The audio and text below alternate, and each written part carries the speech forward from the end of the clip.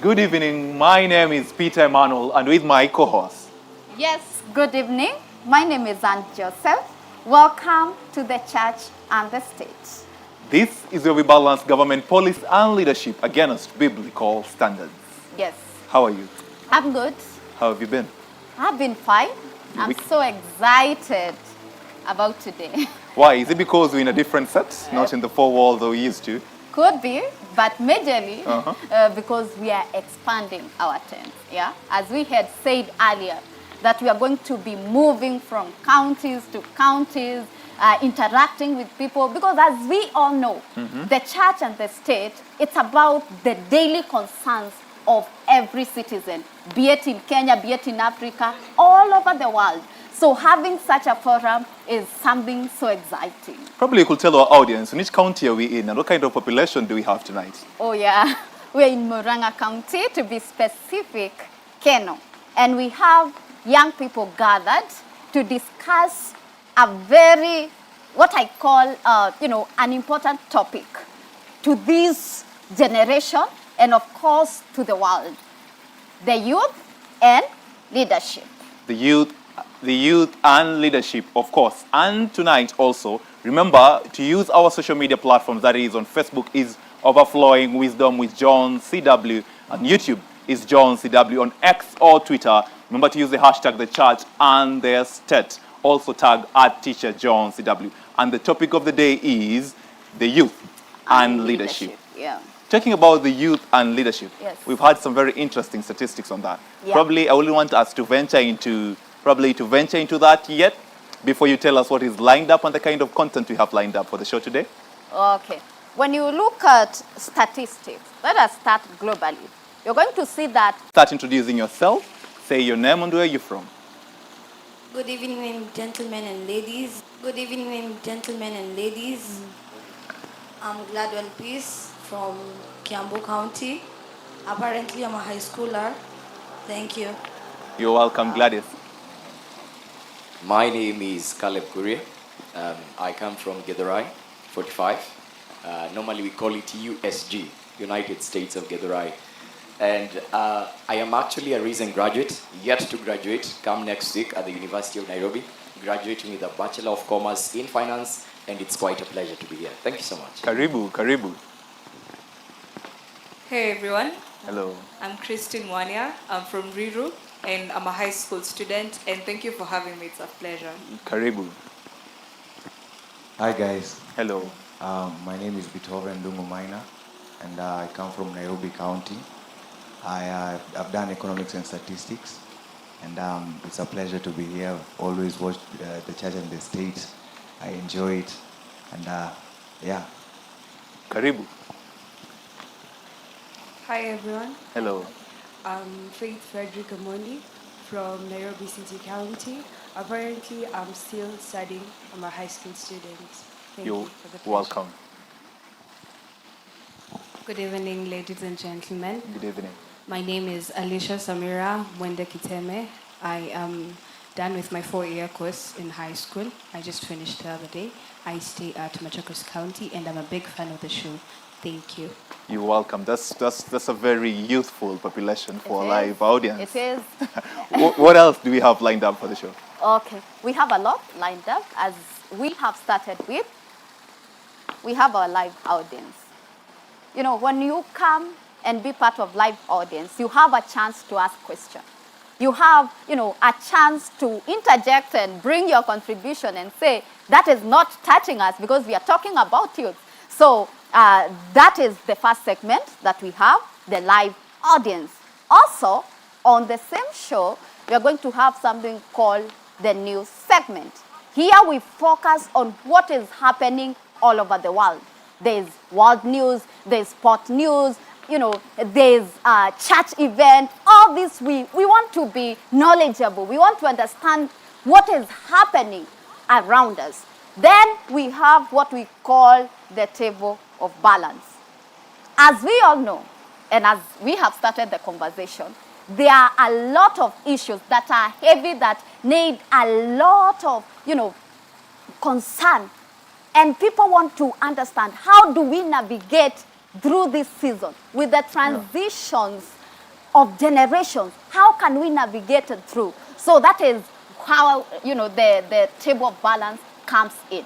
Talking about the table of balance, before even we delve into that, and also the online audience, because I know you've talked about the live audience and the online audience, I'd like our cameraman to give us a glimpse of the stretch of the live audience that we have in studio.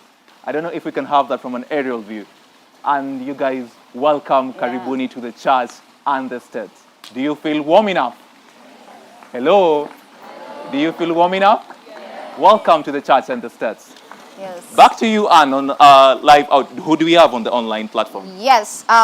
Thank you so much. We have a lot of people who are conversing and joining in. On YouTube, we have Nancy Wanjiro, we have Brenda, we have Pauline, we have Mary, we have, admiring, Jack Rabbit. A lot of people who are joining in here, the conversation. Yes, and of course we have our social media handles. As we have started, I was reading through the YouTube. We have the X space.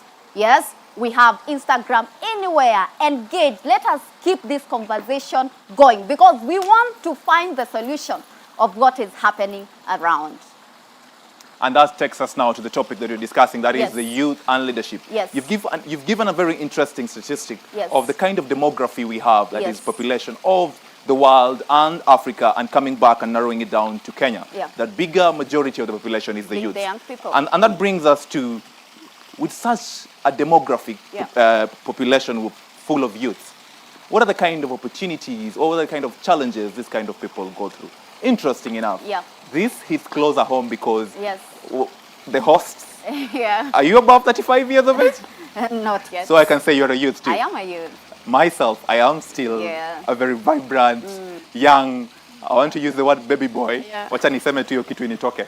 But anyway, I'm a gentleman. And that brings us to the kind of conversation that we are to have. Look at the kind of challenges we have in this country. In our live audience, we've seen people who are almost graduating. Yeah. The kind of challenge we face is a bigger percentage of graduates, yet lesser job opportunities. Yes. And this is not just in our country, Kenya. Yes. This cuts across our African continent. Yes. I mean, it's not only a lack of employment. Yes. Some of the challenges we face also could be, we see education itself. Yes. Statistically, Yes. with this big margin of youth. Yes. Around 200,000 graduate every year. And we see the people who are able to be absorbed to formal employment, it's around 13%.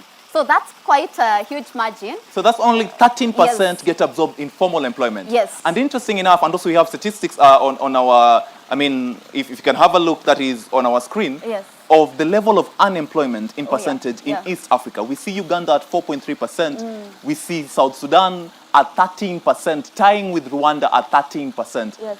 Somalia has a whole population of 20% rate of unemployment. I mean, that's so huge. Yes. Kenya 5.5, Yes. and we have Tanzania with 2.8, Burundi being the least with the 1%, and DRC Congo being with 5%. And what leads, let's have this conversation, what leads to, after a bigger population, that is being the youth, then being unemployed, it has some effects that runs out to that. Yes. I mean, you studied IT, and probably you studied security, and you're good at that, but then you have no work. Yes. So what do you think is left? I'm going to use my skill, maybe try to navigate. We have found cybercrime. Yes. People who want to go and hack systems. Yeah. Because they feel, what they say, when power is not guided, it is destructive. Yeah. So we have a lot of intellectuals, people who know a lot, but they don't have an opportunity maybe to do well and, pour in out this. You're saying people who know a lot, yes, yet they're idle. They're idle. So they end up being in social media. Yes, of course. And spend a lot of time on the internet. Yes. On socials like TikTok and Instagram. Yes. But yet we've seen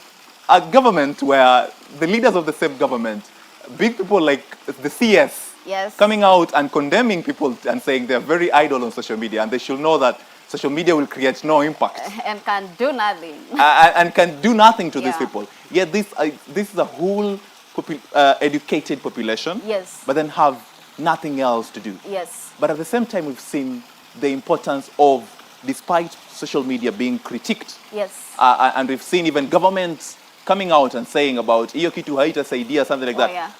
And I don't know if you do have time, but I know probably you'll have a minute to see. Yeah, during the financial bill. Yes. I remember there were people who were using social. Actually, it was what we call civil education, civic education. They were able to educate people maybe in their vernacular language, something that maybe would have destabilized not only the economy but also the country of Kenya. And they were able to use social media to pass the information so that people could come into terms of what it consisted. I so saw it the was youth positive. translating the whole bill in different languages. Yes. We saw some in Kikuyu. Yes. We saw some in Somali. Yes. Interesting enough, we saw others doing it in the Luo. Yes, I mean, that was a very positive youth. It was but then at the same positive. time also, we've seen a whole CS of mining, I mean, in the Kenyan states, Yes. telling youths you need to understand that no matter what you keep saying in those social medias, we will come for you. I don't know if you had a glimpse I had during the some- week, yes, something like that. Yes, I did. And you know, talking about social media also on the youth, I remember of a young kid who stepped out and said the airport is being on sale. Did you? Yes. Did you see I saw that young video kid. of a young kid who came Yeah. out and say our airport is on sale, Yes. and we are not going to allow that, Yes. and it triggered emotions of fellow youths, and as a result, I mean, when we say social media has no power, we saw what the youths did. Yes, They ended up getting in the streets. they did.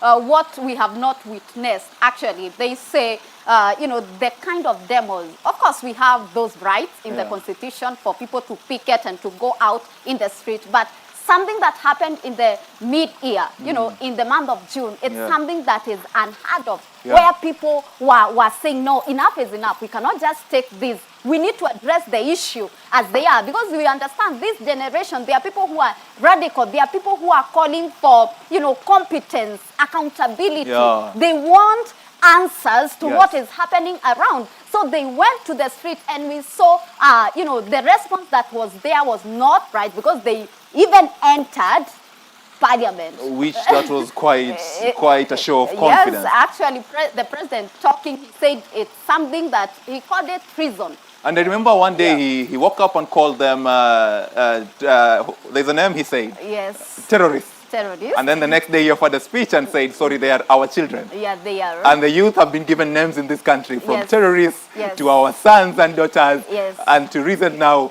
we see the youth using the same social media Yes. coming out. And one thing I find interesting is this.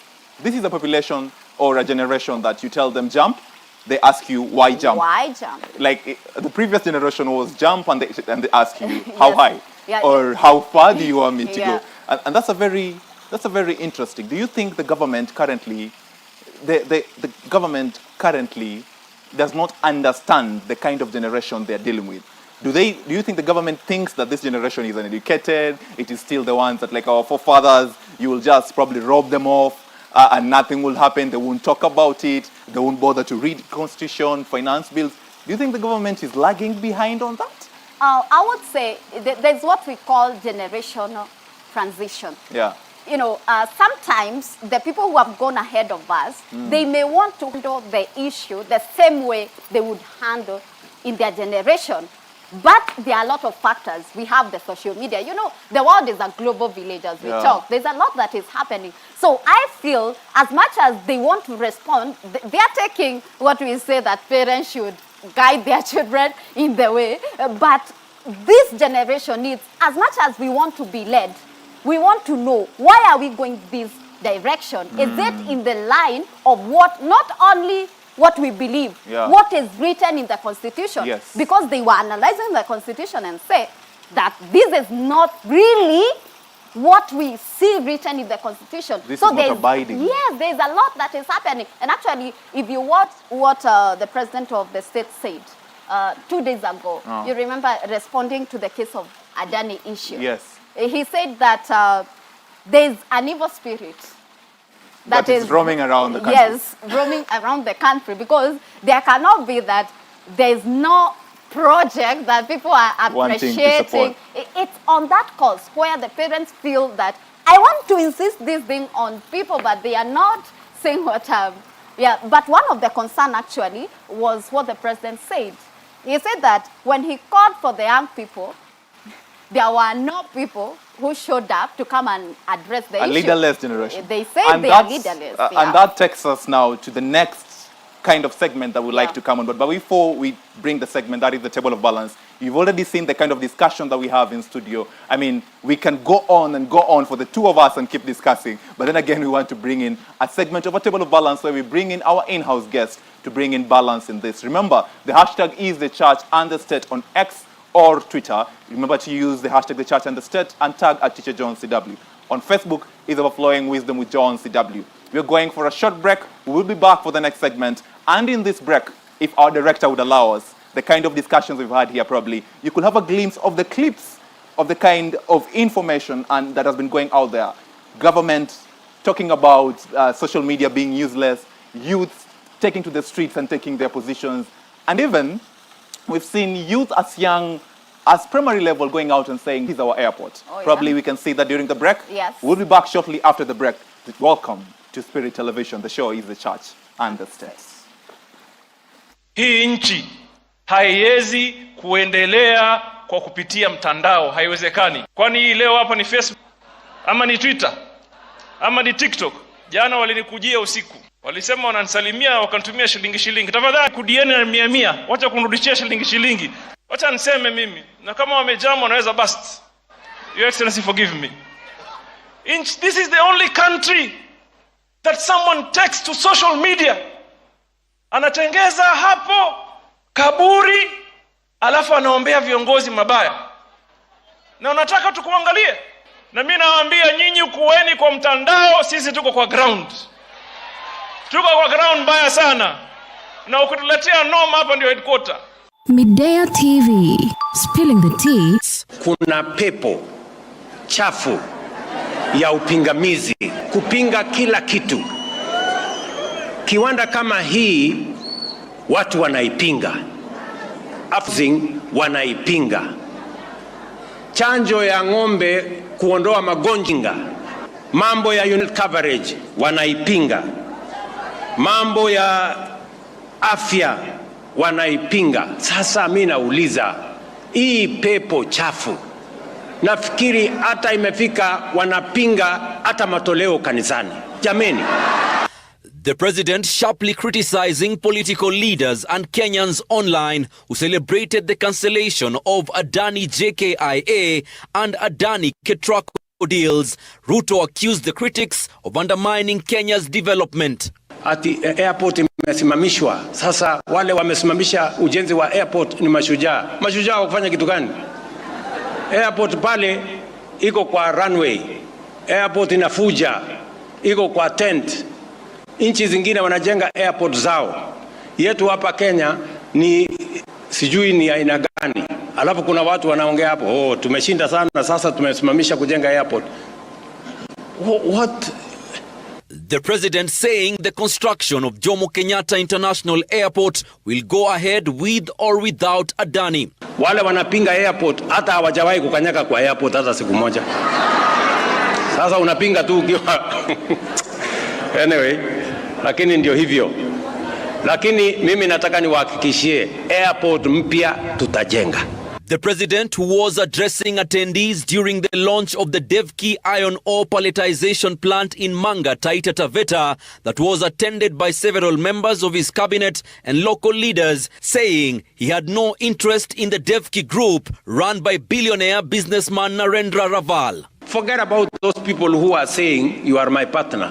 You are not my partner, and I wish you were my partner. Because it is good to be a partner to a patriotic person like this, who believes in Kenya, who invests in your country. President William Ruto's fiery comments mark a shift. The church and the state. Our topic of the day is youth and leadership. And ushawahi enda airport? Niongei nitoke. Ongea tu ikutoke. Wow. They are such heavy words to come from the head of the state, especially in such a time that people are trying to, to adjust and to have everything that was happening over.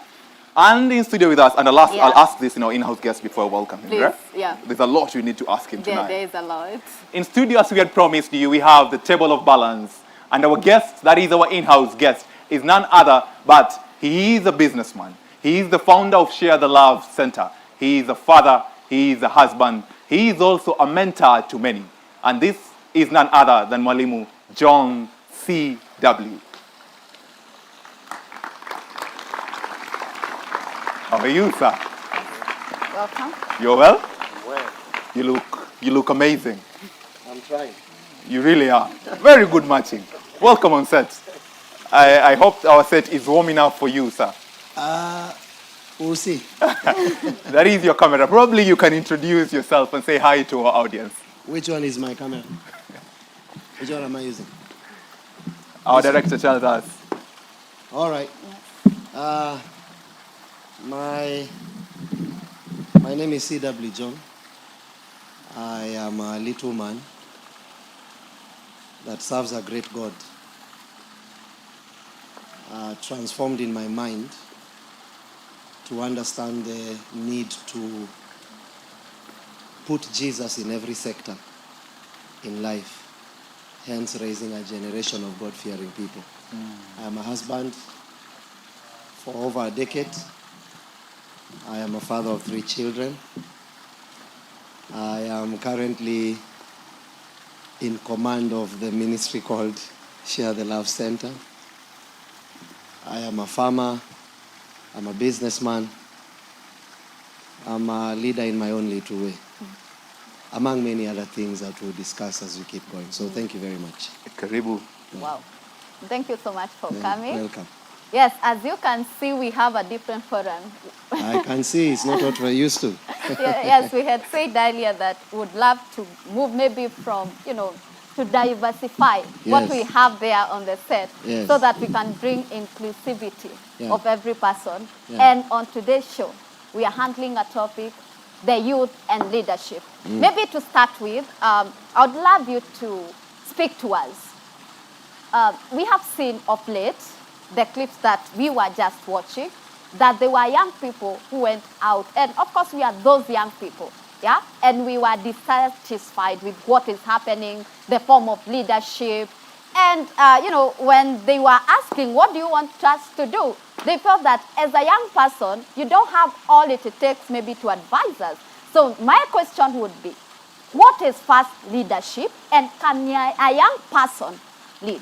Maybe become a president, become, all these things that we are seeing that they are trying to push the conversation. Thank you very much. First of all, I think the 2 questions you have asked. Number 1 is, what is leadership? Yes. That is found, you see, leadership is not a man-made idea. No man owns the idea called leadership. It is a manufacturer's guide. It is found in the book of Genesis chapter 1. In God's eternal nature, he said, let us make man in our own image and let that man rule. Let that man have dominion. That's the context of ruling. That's the context of leadership, to lead. So leadership is not a function of a human race. It is a reality that is given by God himself. So that's what leadership is. Wow.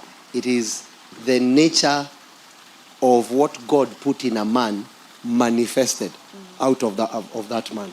It is what God put in a man manifesting out of a man. That's what you call leadership. It's not about leading people. That's one arm of leadership. You get what I'm saying? So it's basically everything that God put in you, leaving you and serving others. That's what you call leadership. Of course, there are many different ranks of leadership, but that one we'll be discussing later. The second question was? Can a young person become a leader? Because we have seen the contest. Yes. They are contesting and saying that, no, you cannot advise us, you cannot tell us. Yeah, I don't know if your microphone, maybe the director, are you people hearing her? Oh, please, Felix, raise the, I don't myself, I can't hear. Anyway, because it's a live production and I want everyone to hear, that people will say, Nili, I was just present, like in I didn't hear what was going on. Kalisonga too.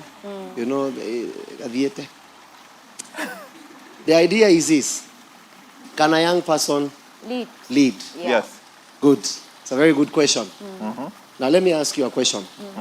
From time past till now, Yes. who's the most famous person that ever walked this earth? Jesus Christ. Jesus, do you know? Or you want to, is it the same thing? Yes. You know, my brother is a political gentleman. Do you think Jesus is the most famous? Actually, you know, President Trump, when he was told he's the most famous person. Exactly. Do you remember? I was to retaliate with the same answer that even U.S. President-elect said the same thing. He accepted that Jesus Christ is the most famous person. And he said that live on camera. He started a revolution. Yes. Was he a leader in his own capacity? Yes. What? He brought a reality that has never been there. Yes. So let us check how old was he. In fact, from the four realms that we talk about are here. There is Gen Z. Yes. And then, is there anyone younger than Gen Z? Yes. There is. Yes.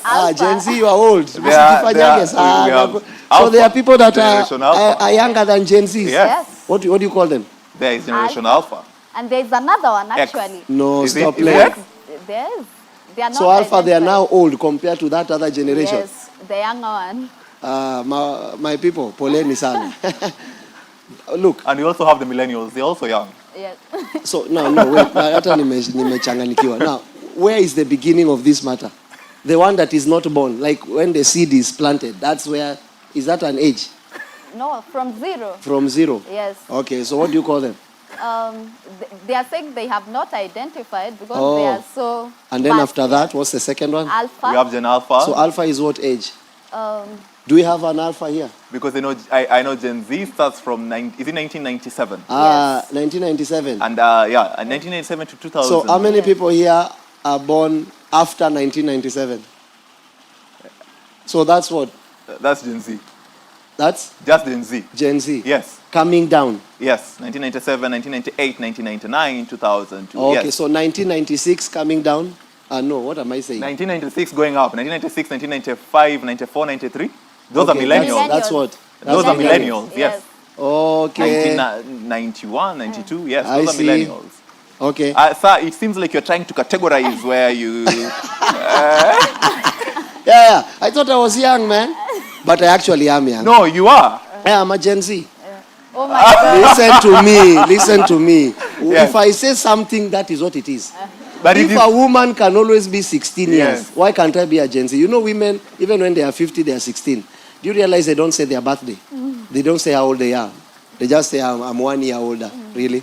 So me too, I'm Gen Z in Jesus' name. So you believe they can live? Now, in the context of the most famous person, can young people lead? If Jesus was living today, he would have been a millennial. Yes. Yeah. Is it true? Yes.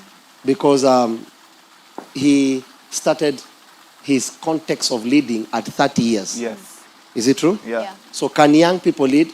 Yes. All through the Bible, you will see kings that were 12 years.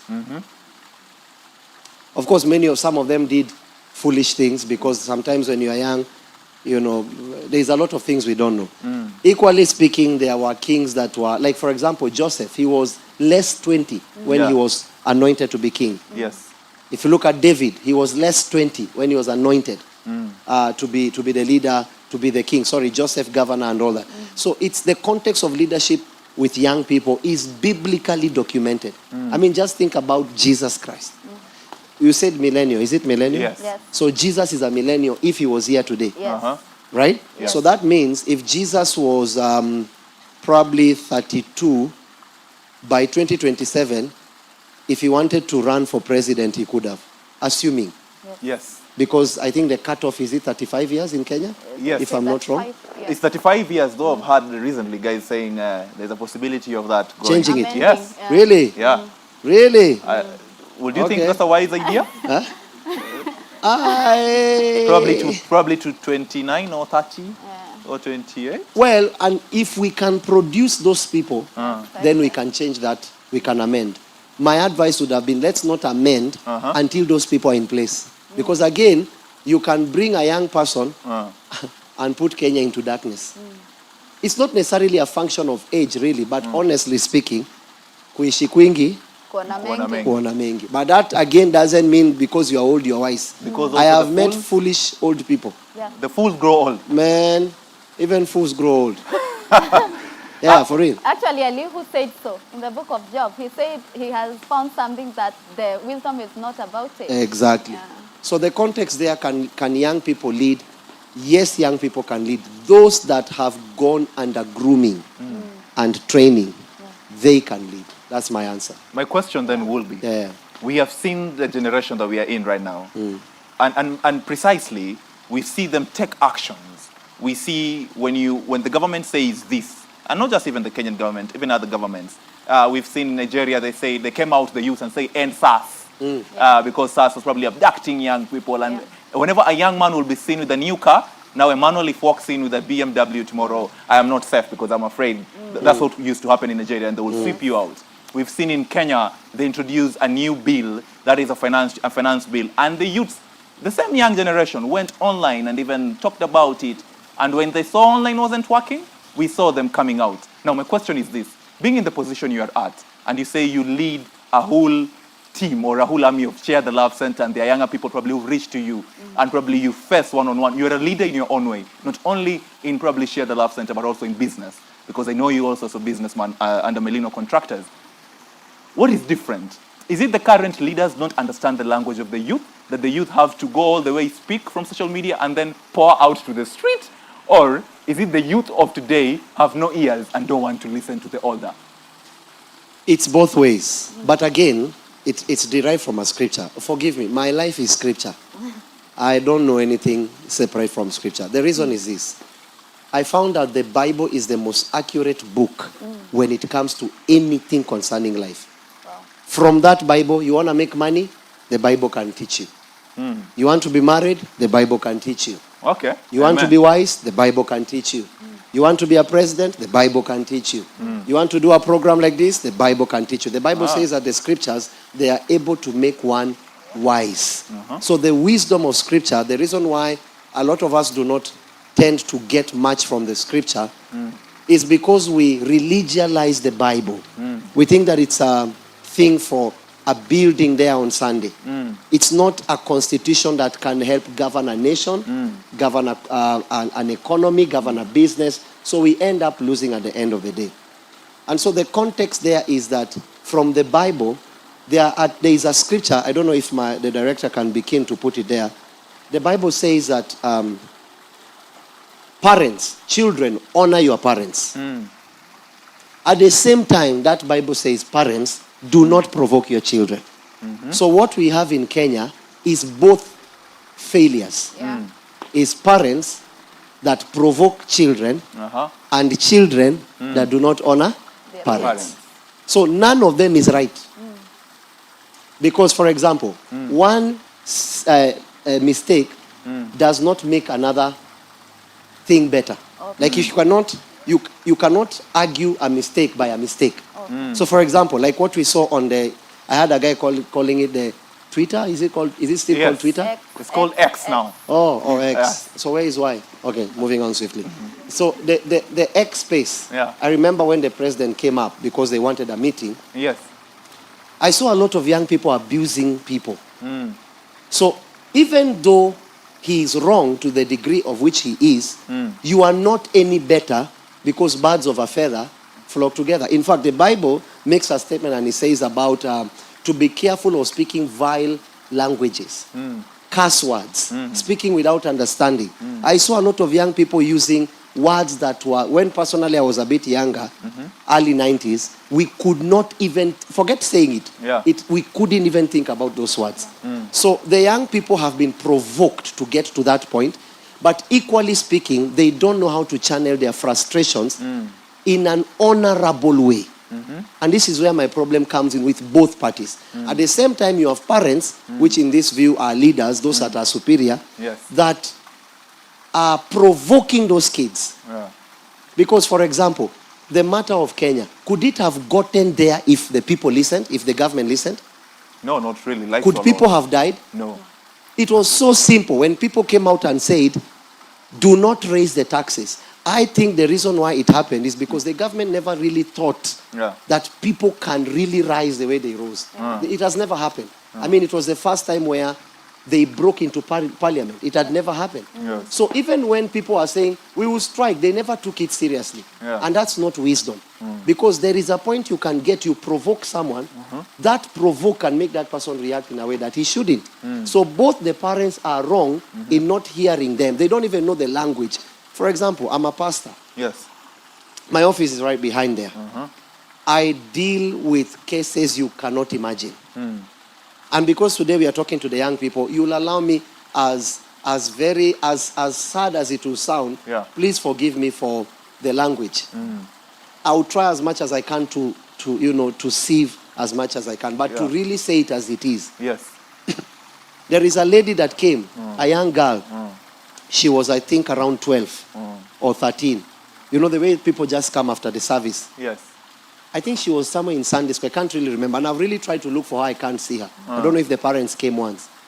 This girl told me that she found her mother watching a movie, and it was a pornographic movie. And in that movie, the person there had bought a sex toy. Guess what the kid did? She went and found a sex toy and started using the sex toy. 12 years. Right. You understand what I'm saying? 12 years of age. Now, the parents of that child are not even aware what their daughter is doing. Do you get what I'm saying? Yes. In that office, I know people that have slept with animals, goats and cows. In this country? What is, not forget country, county. You know, country is even big. Let's reduce it to the county. I know people that have come there and they confess. Mimi nilishika panya or no? Oh my God. All things are possible. Mimi nilishika. My dad brought a goat, and nikashika mbuzi. I took a goat and I've been sleeping with a goat. You know, let me tell you, pastors, those people that the fact that one pastor hurt you, you take that hate to all the pastors. If a pastor would stop doing his job, you will not have a nation. If, like, for example, in our church, we have the Arm of Love Basket Foundation. You know how many young people we pay school fees for? Is it my job? No. That's the government. So why am I behaving like the government? You know how many people we are doing a feeding program for? That's not my job. It's the government. You saw the other day we were giving blood. It's not our job. You saw the other day we are trying to raise the standard of living for the young people. It's not our job. Yeah. But it has become our job because we are patriotic citizens that want a nation to be better. What I'm saying is that in that office, I have had cases that parents don't know that their children are holy to them. So the question is, what do you do? Because you have already, as a pastor, you die with the problems of the people. Yes. You are not supposed to. It's like you take an oath. You can't go and just say, because that kid will tell you, if anyone knows, I'll kill myself. So you're on the verge. Do I say this? And even if I'm going to say, how do we help the child? Sometimes we call parents and then slowly by slowly we tell the parents the reality of what their child is doing. But do not respond this way. With force. Give it time. Pretend as if you don't know so that you will not lose that child. Only for them to realize later, the 16-year-old has slept with 30 people. But you see, to the parent is, Mom, yes. Kababa. Kababa is really a father. You have prophesied. Is Baba. Has found a way to create an ecosystem. You understand what I'm saying? So the context there is that we have to, you know, I normally answer my questions holistically because we might not have that opportunity again. We have to understand that for the young people, and I want to tell all of you young people, are you hearing me? You don't solve a problem by being the problem. You will never solve a problem by being the problem. And to those parents, they don't have the voice. They don't know the language of the young people. You cannot. These people are not in 1970. They are enlightened. I mean, I saw a 14-year-old, I don't know if that girl is here, a 14-year-old telling me I want to do coding. Where? And do you at 14, ulikuwa unajua what is coding? Oh, no. You knew core, Yes. You know, which is the core of a person. I asked kama amekananga airport pia because Have you ever stepped in an airport? I saw the guy. You'll be responding. Yeah. We'll be responding. And I think what we need to do is that we need to put all of you in a bus, step on the airport, and then so come that you out. can then Yeah, come so that out. we can speak. Yeah, so that we can That's wisdom. so that we can speak. So I think the context is that we have elderly people that don't know the voice of the young people, and young people that don't know how to communicate their perspective to make sense, to bring it to the table so that we can be able to change a generation. That's the context of the day. So both the parents are wrong and the young people are wrong for being wrong in the presence of wrong. You know what they are saying? They're saying, like, if you look at the history, we have the people who fought for this country. Right. In their dispensation, Right. they feel they were young people. So if they fought when they were young, even when they are older, they feel they can understand the struggles of young people. So my question would be, how do we balance now speaking things, because you have said there are things that you don't just need to respond, maybe immediately. You give things time. And you see like the issue, what was happening with Adani. You know, the airport was at the verge of being sold out. So if people didn't rise up and speak, and maybe they said, let us give this time so that we can know the right way maybe to come and navigate and be listened to, the situation would not have been the way it is. So what is this right way that we can ensure first we are not wasting time and we are not giving time to make bad decisions. At the same time, we are using wisdom to channel them. For example, what would have young people done at that time, having that we know in June, that's when the financial year of every country is, is passed. So if it would have passed that time, maybe we say August, it would be something that we have to wait next year. So how do we do it? Like in that case, what would these young people have done maybe instead of becoming the problem, as you have said? Now, when I say becoming the problem, Yes. it's not what they did. Okay. No. It's for what they did was they were pushed. That part was the failure of the government to listen to the people. That's nothing wrong. What they did, how they did it, is where the problem is. What they did is not wrong. Because if, for example, the government would have had an opportunity to listen, don't raise the taxes. Yes. You know, I kept shouting these things almost 2 years ago. If you remember, the president came as a deputy president here. We were opposite we have property on the opposite side of the road. Yeah. We had a smaller property.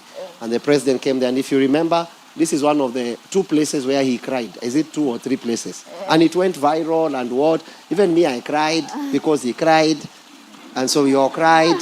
They even quoted it after they won. They say that the church in Kenol. They even say that a little church in Kenol. Yeah. So we were involved in spearheading this regime into power. We had a plan. We hoped that the plan, once people come into power, they will maintain the people that brought them into power. Little did we know, as usual, the church is always an escape route to use us to get to what you want, and then finally you break off. Because if they would have kept the intelligence that they had to get to power, let me ask you a question. How did this government get to power? They listened to the people. That's true. So what should have kept them in power? Keep listening to the people. Yeah. You understand? Like it's like when I tell women, hear me, little girls, if a skirt takes you up, you will need a skirt to keep you up. Do you understand the metaphor? If you want to be promoted at all costs, to a point where you can sleep with your boss to get a promotion, you will need to keep doing it to keep that promotion. So, according to this government, the government had already slept with the people.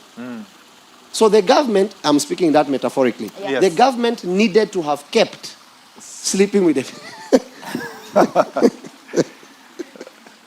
And by the people, do you mean also the church? Sleeping with, the government has slept with the church. They should have kept going on being with the church. The matter they should have injected the matter. They should have kept what brought them to power. It's so simple. if what brought you to power is the people, then what keeps you in power is the people.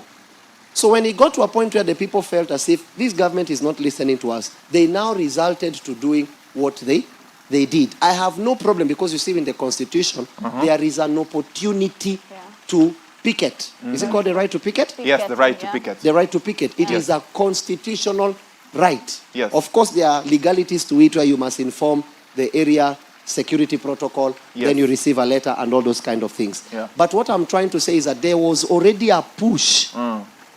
There was something that the government could have avoided to avoid the deaths of those youths. The government is mature than those young people. So the government should have seen the way the tension of the nation is. It is so high. So let us play cool. But the government decided to ignore the voice of the people. And in that ignorance, a lot was rising. Like something is coming, and I'm telling you, if we keep ignoring, something is coming.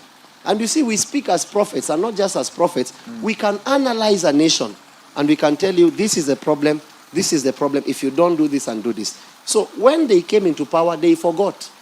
And me personally, this is a problem I had with several other pastors. Of course, there are other pastors that are like-minded, because even we as the pastors, we are to blame. I pushed, and I remember I told him, this is the words I told him, and I would like the president to hear. If he has an opportunity to hear, and he can remember. There are two things I told him in my office when he was the deputy. I told him, number one, will you serve the people with integrity? He said yes. Number two, will you allow us an opportunity to help you to lead the nation? He said yes. Those were the grounds why we came in, to help him get to power. And I personally helped. Believe me, I'm saying it publicly. Personally helped. This is why as much as I put in to help him into power, is as much as I'm putting in to help the people's voice to be heard. I'm not just coming from the bush. I'm not an activist. And I'm not saying activist is coming from the bush. I'm just saying that's the second thing. I'm not an activist, second. And first, I didn't just come from nowhere. I helped propel. So you, if I bring you to power, and all of a sudden I'm against, don't you think you should ask yourself? You should listen. So the fact that we brought someone into power, and then those very people are against you, it should already raise a flag, a red flag. Wait, how comes are you telling me the church is wrong? Kenyans are wrong. Foreigners are wrong. Everyone is wrong. And only 200 people in the member of parliament and the leader of the nation are right. Is that what you're saying? Now, what I'm going to, I don't know if I should answer it again this way, because there is something I've seen. And I think I said it here yesterday. There is something I want to warn Kenya from. You see, from long ago, the context of divide and rule is the easiest way to win a conversation. Once they saw that the young people are able to come together, because if you remember, that particular time, when these young people are rising against the whole issue, did you care who is from where when you are meeting on the streets? No. Did you care who's Kisii? Did you care who's Masai? No. Did you care about that? No. Everyone had a one voice. So what they are trying to do is to break that one voice. Guess what is happening now? The same people that fought for something that mattered are fighting each other. Look at the irony. Now the matter has been reduced to mountain, coastal, Rift Valley, Nyanza. So they are now dividing so that they can rule. You understand the context? And it's a very dangerous thing that I've noticed. And you see, I told the people I was there yesterday in the office, and the Holy Spirit spoke to me. I was ironing, and he said, CW, sit down. I want to tell you something. I left everything I sat. He says, they are dividing you. I said, Lord, what do you mean? He says, go study the Tower of Babel. When they were speaking one language, what happened? They were building. But them, they were building the wrong. Remember again, you can build the wrong thing. Do you understand? It's possible to build the wrong thing. As one people, you can build the wrong thing. You can fight for the wrong cause. You can be 1 million people building something that's wrong. Or protesting for something that doesn't mean anything. When I saw it, Jesus asked me a question yesterday. What did I do in order for them to stop building? He says, I gave them languages.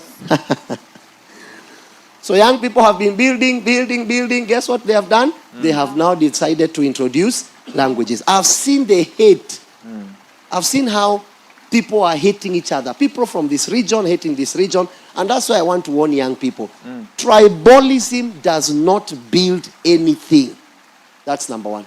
2, when you spoke about the Adani thing, I just wanted to say this. Yeah.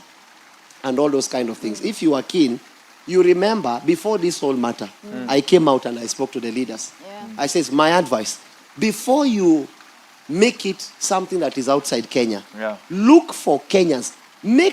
Project these things to Kenyans and tell them, we want to build an airport. You see, I've traveled. I've been to many nations, believe me. One of the nations that I can tell you has the biggest airport as far as Africa is concerned is Ethiopia. If you go to the airport space of Ethiopia, you see the Boeings that are parked there. You Kenya, you don't have an airport. I believe in building of an airport, number 1. Number 2, this is to the Kenyans. Do not fight change. Fighting change is foolish. Don't ever fight change. For example, were you born this high with your height? No. Can you fight your bones from growing? No. Do you realize even if you don't want it, change must happen? Change itself is so powerful. Change is a force by itself that you cannot ignore. Do you understand that? Don't fight change. Now, to the leaders of our nation, Kenyans are not fighting change. Kenyans are fighting your way of change. Oh, yeah. Do you understand the difference? Yeah. No one is fighting the building of an airport. Are you, Emmanuel, are you foolish enough to fight the construction of an airport? No. It's who is constructing the airport. Me, my advice was this, and I remember I said it publicly. I said, project this matter to Kenyans, right? Ask them, we want 30 billion to build an airport. For example, which I'm not even saying it's worth 30 billion. We want 10 billion to build an airport. Is there anyone locally that would want this tender, assuming it's a tender? Yeah, public-private partnership. Public-private partnership locally, not internationally. Yes. Then once you have finished with the local aspect of it, raise the matter to the international scope. Remember, Joseph was not an Egyptian that saved Egypt. Yeah. So it's possible to have foreigners Yes. that can save a nation. Stop this mentality of saying Kenya is for Kenyans. No. This is why we have shores, we have ports, you know, we have what you call the what do you call the boundaries of Kenya? When you get to the, like if you're entering border of Uganda, what do you call that? The borders. Yeah. You see? If you reject other people from other nations from entering your nation and doing business, you will not achieve much. China is what it is because of Africa, in case you don't know. Most of the things that China make, they bring to Africa. Africa is one of the major spearheaders of the economy of China. So you can see that trading is an aspect of developing nations. Do you understand? Go ye into the world, Jesus says, and preach the gospel. It's not in one nation. In as much as it started in Jerusalem, if you see that the whole thing has expanded to other nations. So there is nothing wrong with a foreigner coming. But the way they come, that is where the problem is. Do you understand? Yeah. Do you know the money that was used to make the standard gauge railway? It would have made the road, what you call a super highway, from Mombasa to where the standard gauge railway is going. So the question then is, what did we really save by making the standard gauge railway? What did we really save? Then when you look at a nation like Tanzania, the amount of money they have used to make a better railway than us, they use less to make better. How do you explain it? We are just neighboring countries. So the context of people coming in to invest in Kenya is not wrong. And I want all Kenyans to understand that. Don't fight foreigners. But equally speaking, this matter, even I don't think Adani would have been fought if the president would have played wise to just listen to the people. People would have said, if it's Adani, we can accept. But you see, this thing is not about Adani, and it's not about what is happening. It's accumulated pressure. So it got to a point where the balloon burst at Adani, the balloon burst at taxes, the balloon burst, now you are seeing the abductions, unnecessary things. I mean, the other day I saw a pastor, I was outside the country. I saw a pastor, people jumping into his house. Yeah. You didn't see it? The one that is the engineer at Kenya Power? Yeah. I saw the people jumping and they claimed, I'm not saying they are, because again you have thieves that claim, because now when the government begins to do such things, even bad people, they come into the system and you never know who's who. Yes. So if you abduct someone from the road without saying what is, you know, in the US, this is how it works. If a policeman comes to you, before anything, they have a badge number. You say, what's your badge number? You are identified by your number. Yes. But if you just bring people on the road, taking people, what will stop a murderer from taking someone on the street? So that thing is going to spearhead a darkness in the nation. It becomes something very difficult. So even when you want to change a nation and you are allowing this thing to happen in your regime, it becomes impossible to change a nation. So the young people have been pushed to get to where they are. The young people too, they are doing it wrong, because if you remember, one of the mistakes young people did. Young people, are you hearing me? Nothing is leaderless. Not even hell. That's the biggest mistake young people did. Nothing is leaderless. Look at your neighbor and tell your neighbor, neighbor, nothing is leaderless. So when you are running an institution without leadership, who speaks? Everyone. But again, you can't blame the young people, because everyone we have trusted to lead us is bought. Yeah. Once you are seen with that person, you are given some little money, you start like look at the same people. I saw the Minister of Mining. Yeah. I don't know if you're going to get back there. I don't know if you played it. Look at the words he spoke to the young people. Yeah. I felt as if, and by listening to the president the other day, it's like he has not yet understood why young people came out. That's a trigger. Just imagine by telling young people, saying that usijui ni pepo gani imetuingia. It means you have not even understood why those young people are saying no. Yeah. You have not even gotten the issue. Then now, the same people that dogged this government, they are now the ones backing the government now. You know why? Because I've noticed something in Kenya. Corruption is good if you are part of it. Yeah. So corruption is bad as long as you're not part of it. Yep. As long as you don't have a piece of the cake. If you don't have a piece of the cake, you shout. It's bad. Yeah. But you see if what you have I'm a saying? piece of the If you cake, have a piece of the cake, because now, let me ask you a question. How do you come out and tell young people that you come for them? Who do you really think you are? Do you know if those young people would rise and come to you, how many can you really kill? before they get to you. You know these young people, unaona hawa watoto hawa? These people can kill you by Twitter. Mimi hata sitakangi maneno yao. Sema tu ikutoke saa. Acha niseme tu hili. I'm very afraid even when I'm teaching them. I lead thousands of young people. It's just that you don't know. If I call for, I said, young people, let's do a business. That's why you will never see me doing it. If I would make a mention and say, young people, you will see the ones that will come out. But you see, my power is not to serve me. The worst thing a leader can do is to use power for himself. Power is supposed to be for others. So I feel these young people, they have so much, and that's why I want to tell ministers. I mean, the other day you saw I corrected Junette, saying that to the church, and he's telling us, you respect religious leaders. Oh, what? If you continue, you will know why the chicken does not give milk. And then I came out and I told him, I would like to know why the chicken does not give milk. And you see, when you say this, people think you are just saying because you are saying. If these young people tweet now, forget now, Sai, because you are in power, you don't think you need those tweets. There's a new you thing. wait on the 4th year. You will know that that tweet can put you into power. And they brought a new thing called kusalimiana. Have you been greeted, sir, before? Have you? Umesalimiwa? Yeah, you just shook my hand now. And oh, there is a new style that the young people have brought that put people on check. Case and sample, they have not visited you. You see, when they come, the leaders, and give offerings of 5 million. Is it offering or tithe nowadays? They give 10 million. Someone recently in the government we've seen, he came out, a former Kenneth, yes, I don't want to mention names, but he came out and gave some cash to a leader of a church. And I think that and he was the president.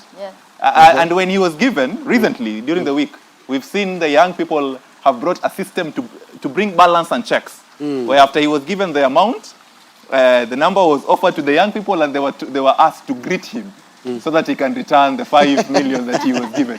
You see, that's why I'm saying leadership is about listening to the people you lead. I mean, what's the beauty of leading and you're not listening to the people? What's really the beauty? Kenya could not have gotten here if the leaders would have been wise enough to just listen to the people. I'm not saying the people are always right, because again, you can be saying something that's impossible. I mean, think about it. I don't know how true it is, but they said that for every 100 Kenya collects, 70 shillings goes to paying debt. Yes. You need to understand that. So the government is left with what? 30%. Now that 30%, they should pay teachers, they should pay doctors, they should have infrastructure. You know what I'm saying? They should enhance the economy. It's not really possible looking at it from that angle. But the people will not believe if even from that 30%, there is still corruption. Yeah. It's one thing to say 30% remained, and this is what the money did. Yeah. But from 30%, you still hear these billions are lost. Even, let me tell you, Kenya is rich. Can you imagine 30% and billions are lost? Yes. Kenya is a very rich nation. I mean, yesterday, I was told that the economy of Burundi is 2 billion. 2 billion. Yeah, and you know the former president said 2 billion that gets lost. Kenya loses 2 billion every day. Yeah. So then the thing is this. So it means we lose Burundi every day. Just think about it.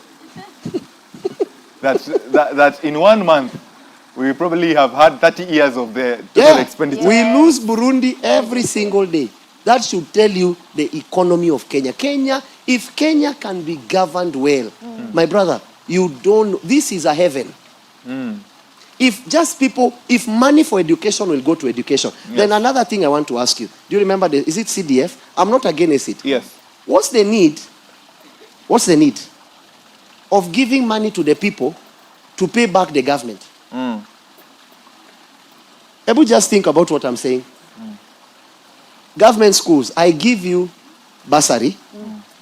The government gives you bursary to go to a government school and pay back the government. Why not just make it free?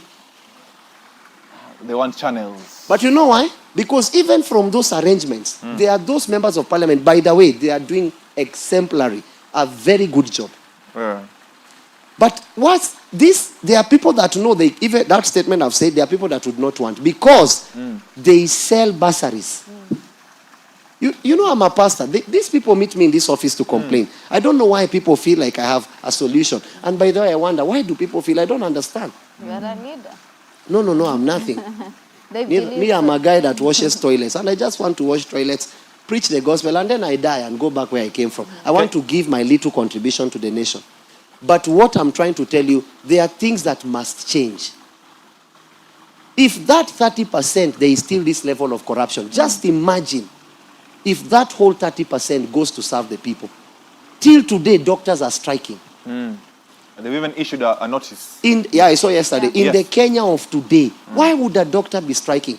Equally speaking, I know there are some strikes that they hold the government hostage. I know that there are people that just strike because they have their own selfish agenda. That's not what I'm talking about, because you too should be rebuked. But these young people, I want to remind the leaders. In the next, let me ask a question. By 2027, how many people here will have the opportunity to get an ID? How many people will be 18 now in 2027? Now, I want by 2027, how many people will be 18 years? By 2027. Excuse me. Okay. How many people here now are 18 and above? Just keep your hand up. Keep your hand up. Then, those that are not 18, I want the crane to show them. Those that are 18 now and above, lift your hand. Now, those that are not yet, but by 2027, they will be 18. Join them.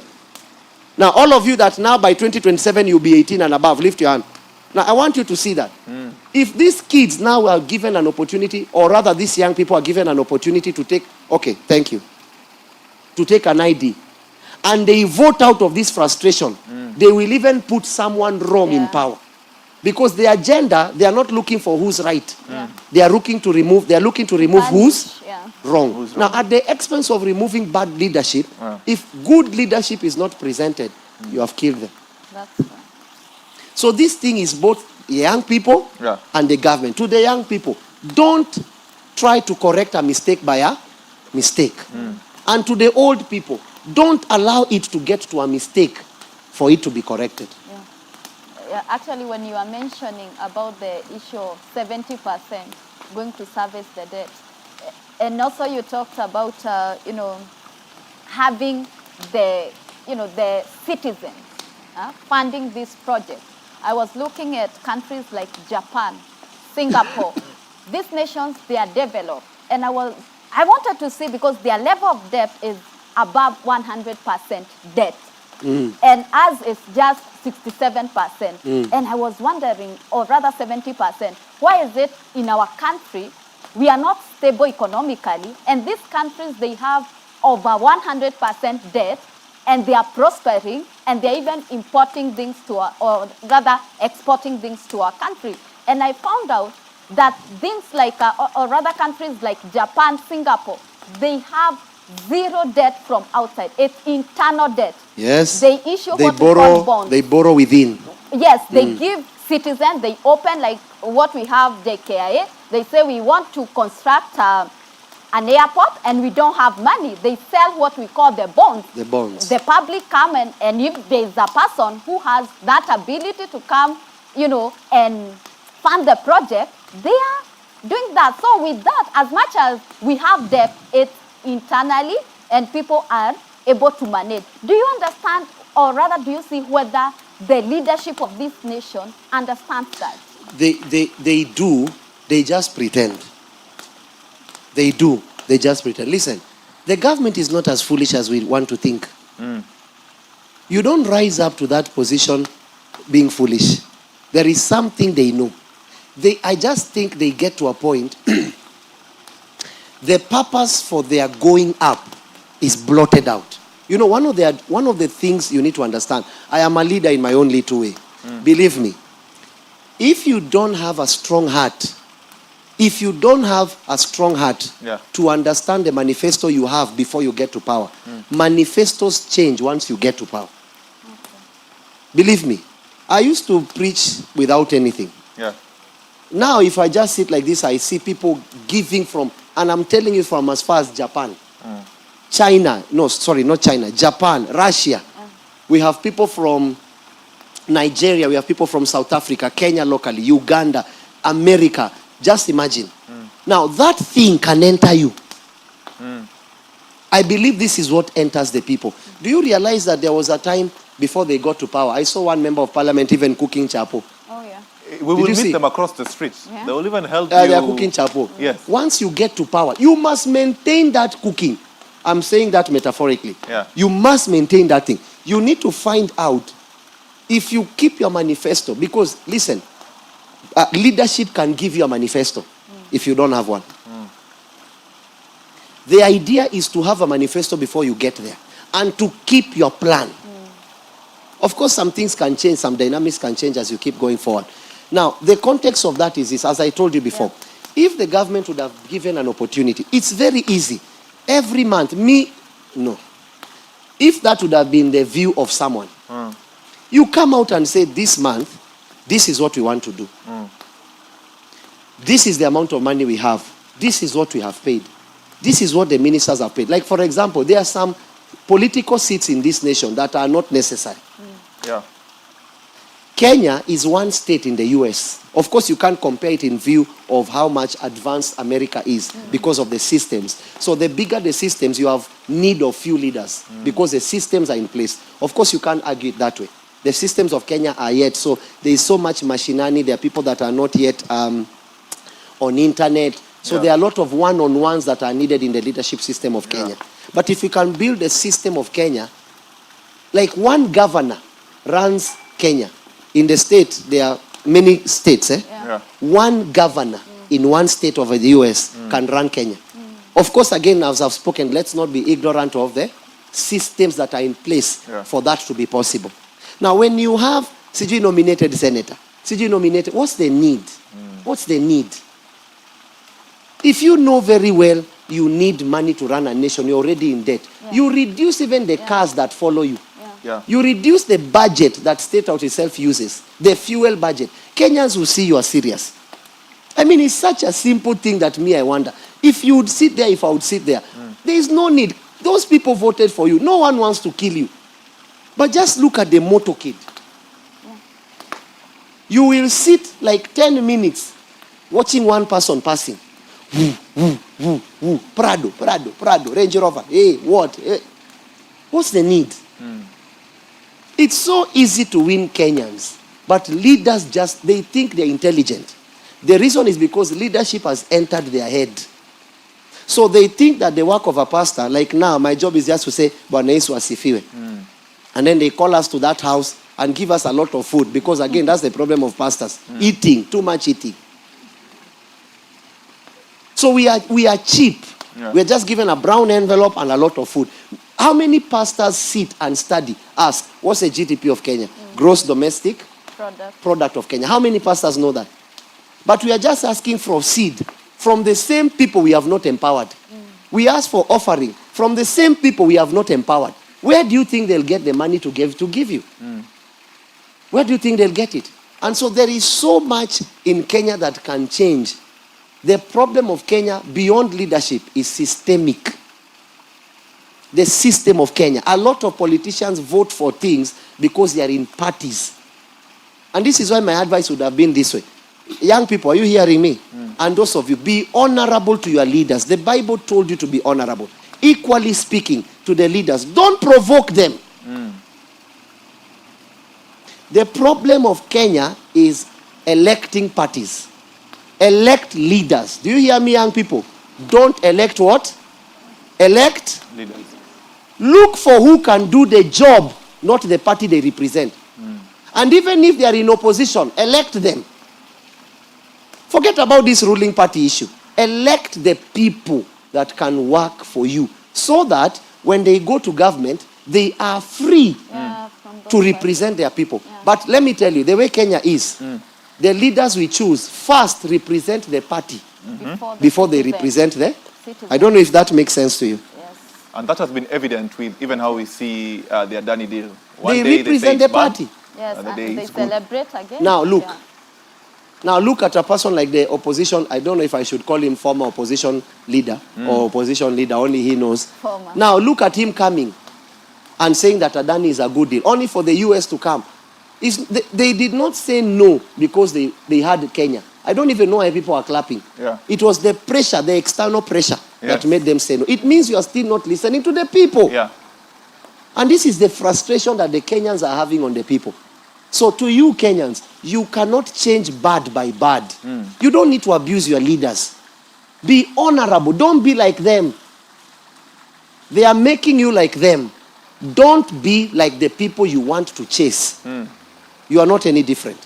Is that making sense? Yeah. That's my 2 cents. And that will lead me to a question, bearing the position you sit and what we see in the current state in our country. We've seen recently the national, is it the NCCK that is, churches of Kenya? Yeah. And we've seen them coming out.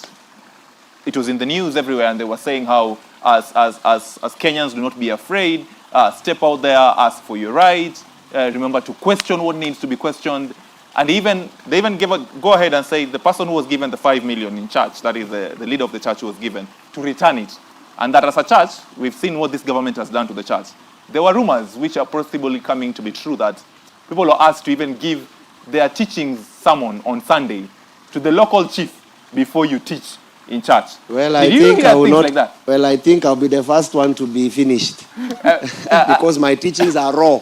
And that now leads me to the question. We are seeing a change of how things are, especially in the church. Do you have hope in the coming election that if the church keeps going on in that direction, and by that direction I mean having sessions where the youths probably who go in the church and the church educates them and tells them to ensure you take your ID, ensure you take your voter's card, ensure you, like with the same direction that you're going, do you see probability of a change of leadership, bearing in mind the country has a majority of a youth population?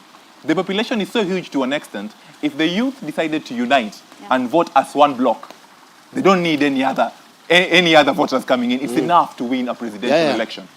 Do you think if we go in this direction where the churches are speaking out boldly and putting the government in check, talking to its people, telling them you need to do this, return what needs to be returned, do not take what is of the people by them stealing and giving out and things like that, if we continue in this direction, and we've seen the government also retaliating back by saying we need to keep the churches in check and ensure we monitor what they preach. Yeah. But then if you go in this direction, is there hope for a change of leadership? There is a lot of hope, and this is actually it. And as soon as 2027, that's Oh, it? yeah, there is a lot of hope. There is a lot of hope. My only problem is not to focus on making a seat vacant. That's the primary part of it.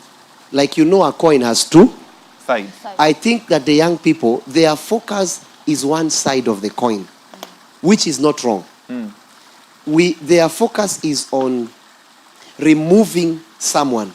But we need to have a bigger focus. Who are we replacing him or her with? Yeah. That should be a very, very needed question. Who are we replacing with? Because the problem, as I've repeated, is systemic. It's not just necessarily leadership. It's a system. There are cartels that even hold presidents hostage, in case you don't know. Oh, cartels. You know, there are many presidents, they are just the face of the nation. They are not the voice of the economy. They are just a face. Sorry. They are just a face of the nation. They are not a voice. The real people that run the nation, many of them are never known. Those are the ones that propel leaders into power. And it becomes, and this is why I want to tell Kenyans, don't make being a leader expensive. Because the minute that person becomes a leader, he will spend the first years returning his pocket back to the original place and making capital. Like, for example, if to be a member of parliament you need like 30 million. When I get to power, who told you I'll be thinking about you? I won't be thinking about you. I'll be thinking about my 30 million. First, I return my 30 million, then I steal another 80. And then hopefully on the fourth year, I'll begin to think about you. Because on the fifth year, I want your vote. Do you get what I'm saying? Yeah. Let's not make being a member of parliament expensive. Let's not make being a president expensive. Let's not vote for people that give us money. If you make these roles expensive, it will become difficult. So 2027, you're going to see a lot of change. Not necessarily that they will remove the people in power. Because again, Kenya is very funny. Don't fight for Kenya by putting everything in your heart. You will be heartbroken. Kenyans are very weird. Yeah. They will turn against you. Even when you're doing it for their good. Don't. You focus on Christ. Fight for the place of God in a generation. Not necessarily, because those same people, they will bite you. You see, the same people Jesus healed, crucified him.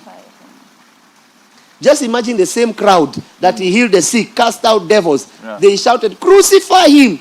So be very careful. The same people you fight for can end up doing what? Crucifying you. We are going to see a lot of change. My issue is not that. My issue is, who are we replacing them with? Talking of change, do you think as a country we have matured, like we see in the States, instead of the leaders giving money, to the public, it's the public that gives money. They fund the campaign to their party leader. Do you think as a country we have matured to be able to give that? Well, it's possible, but it's risky. Like, I remember one of the leaders came, and I remember I warned him. I told him, don't be taking money from... You see these Kenyans? This thing will turn against you. They didn't hear me. Don't be taking money from the people. People can fund their campaign if you don't show them you need their money. You start. Don't even go out publicly and say, please, I need this amount of money. You don't do it. Let them see you struggling, so that it will not be said that a man made you what you are. Do you remember Abraham? Someone wanted to give him money to become wealthy. He said, nope, I will not take anything. Sometimes it's important as a leader to ignore some gifts, even if you are in need of. Do you get what I'm saying?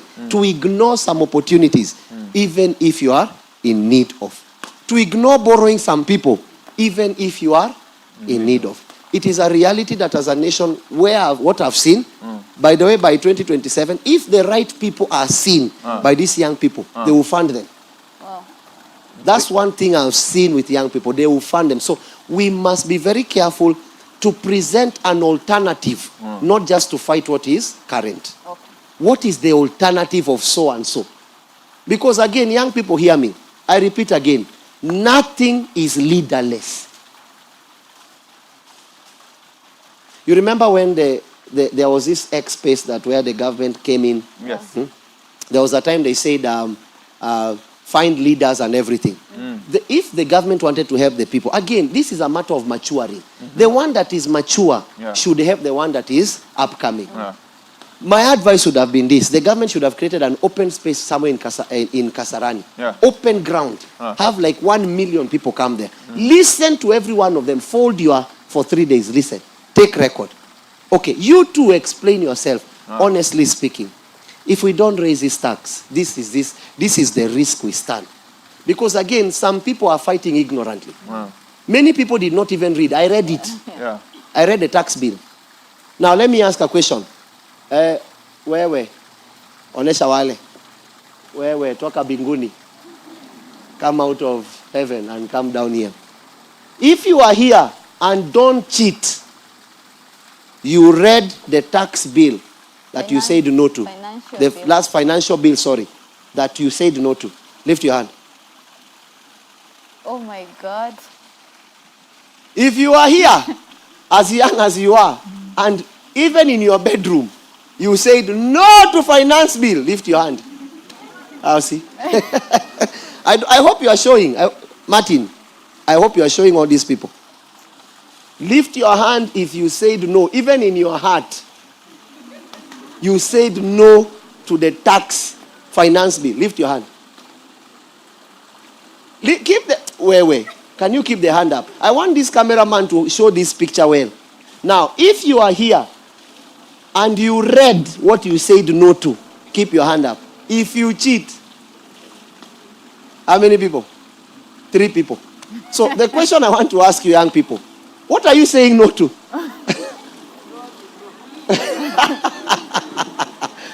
Can you ask your neighbor, what were you saying no to? Let them answer you.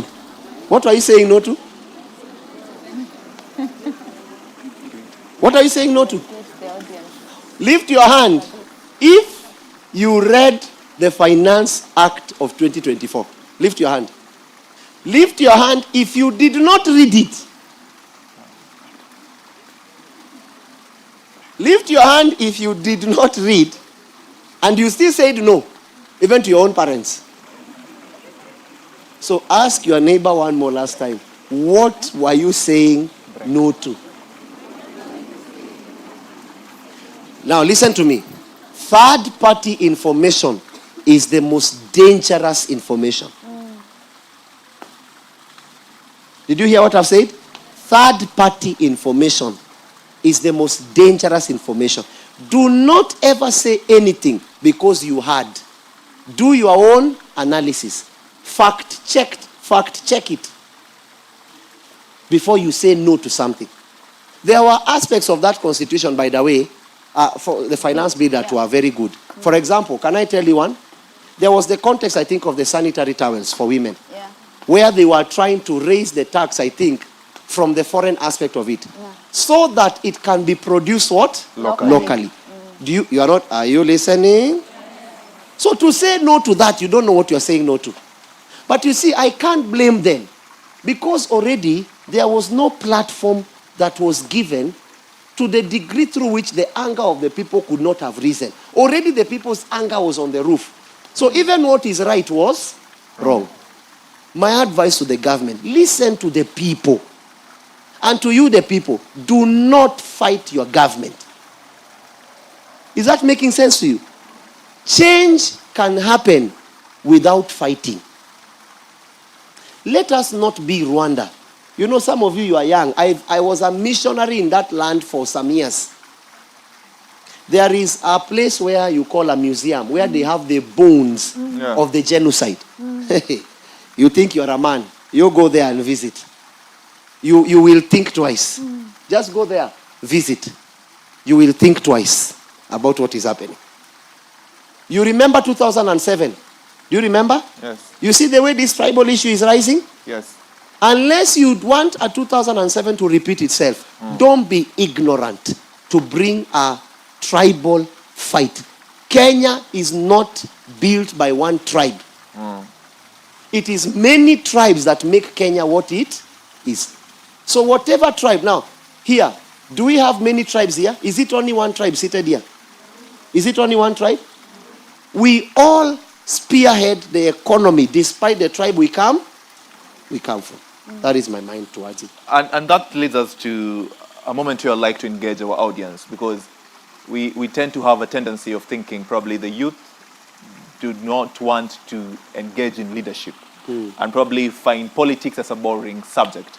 But in reality, politics affects everything from their day-to-day activities. Yeah. The reason why they go to school is probably they need to get jobs.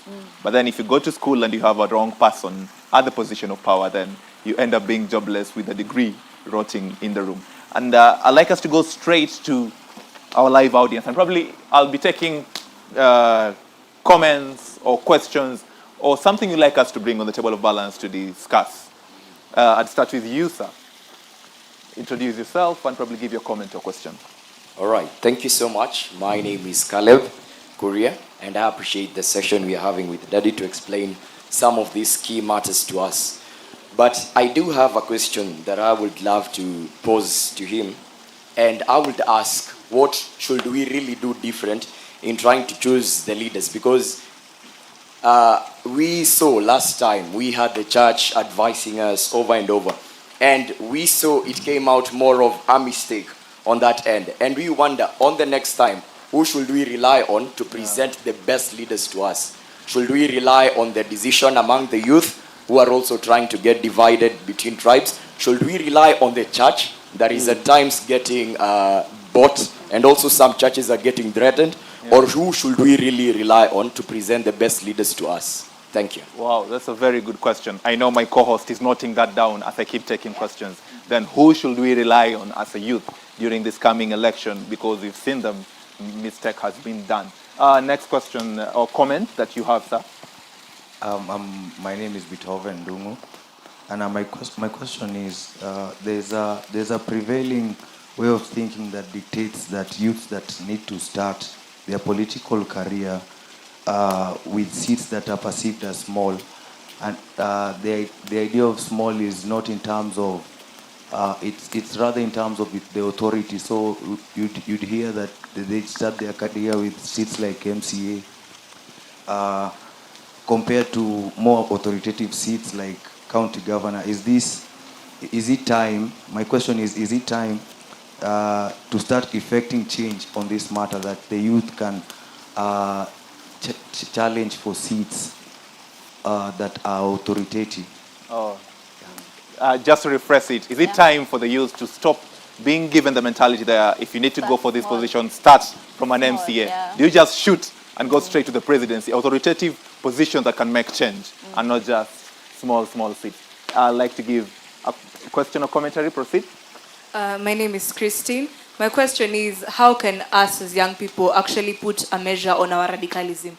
Because as we're beginning the show, I remember our lovely host said that change, or rather power, if not guided, is destructive. And right now, as young people, we have this energy in us, this zeal, and many a times we tend to be controlled by our emotions. So it's actually my concern that in as much as I'm feeling all these emotions coming, the rush, and we are together, and so we are hyping each other up, and we go and commit such acts, and at the end of the day, you're like, I wish I thought about that. So how can we essentially sit down and be able to be like, wait, people, let's kind of measure what you're supposed to do. Let's have a guideline on what you want to achieve at the end of the day. Yeah. Wow, we have very nice questions. Yeah. But then at the same time, we also have another live audience. I'll be back to you to keep taking your comments and questions. I'd like us to engage the bigger audience at large. And I know probably the team that we have. And thank you, Youth Alive, for bringing this platform. I mean, I literally feel like I'm interacting with citizens of this country one-on-one. Probably questions from our live audience on this side. Anyone with a question or a comment? Yes? It is on the farthest end. I know, and on the other kind of studio, helping me to note those questions down. We pause to our guest. Yes, Professor. Hello, everyone. My name is Alex. My question goes to our father. Lately, we've seen the church coming up very vibrantly in the political scene. So my question is, are we going to see the church bringing leaders, or are we going to see political church leaders coming into the political scene to actually vie for positions? And are they an alternative for better leadership in this country? Thank you.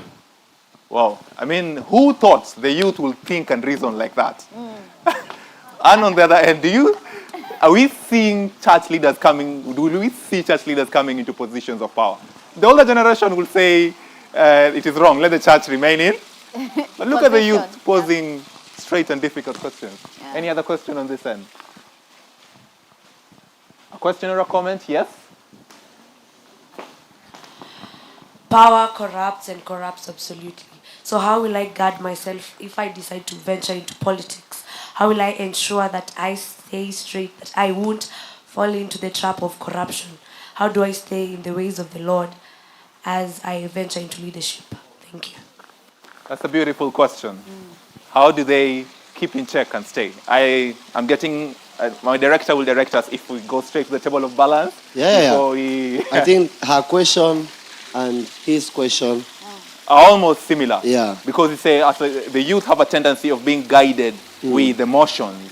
Then what happens when we want to take into positions? How do you get guided when you want to get positions? Morals. So that your emotions do not... Morals.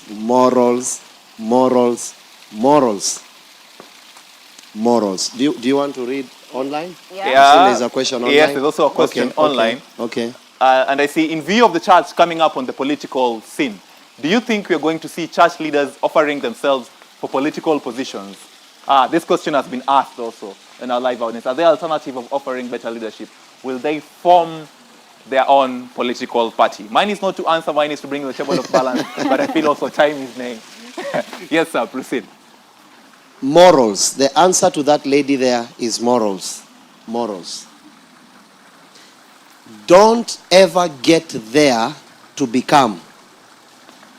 Become to get there. Do you understand what I'm saying? Morals are very important. Create boundaries for power. Create boundaries. For example, I have a little car. I think some of them are behind there. They are just little. Little car. Very little. Maybe it's a prayer point for someone. I was about to say so. Look, those of you that have been here from Sunday, right? Do you realize they just stay here? Yes or no? Yes. Now, ask your neighbor, if you had a tuk-tuk, would it be parked? Uko nyuma, ask your neighbor. Some people have a motorbike and when they come home, all neighbors must know. All neighbors must know. What do I mean? Those machines are not to give me value. I give them value. In fact, those companies should pay me because I advertise them. I don't have any value for driving. And this is what young people are having a problem. You know, we have peer pressure. Yeah. Those cars are given to only take me to purpose. So there are people here with such cars. On Friday, wako Dunda. They can't just park the car and stay home. They don't have morals. The distance between some of us and some people is morals. I can't take that car and take it to a brothel. Ati sijui niko kwa Inange nimechukua mwanamke. Nikienda wapi na yeye? Where are we going with you? To do what? Shindwe. Siarala. Those morals make me know if I'm not going anywhere, there is no need to light that car. The discipline is brought by good morals. That's number one.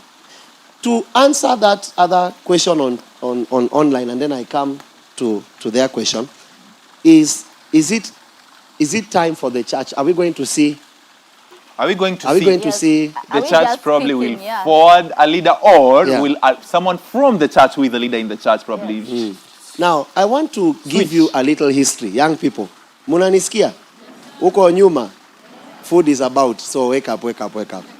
Tell your neighbor, the Lord has heard your cry. And you are telling your neighbor. Now, listen, all those back there and in front here, please let's be together. Is this making sense? Now, listen to me. Let me give you a little history. There was a gentleman abroad. His name was Martin Luther King. By the way, people don't know.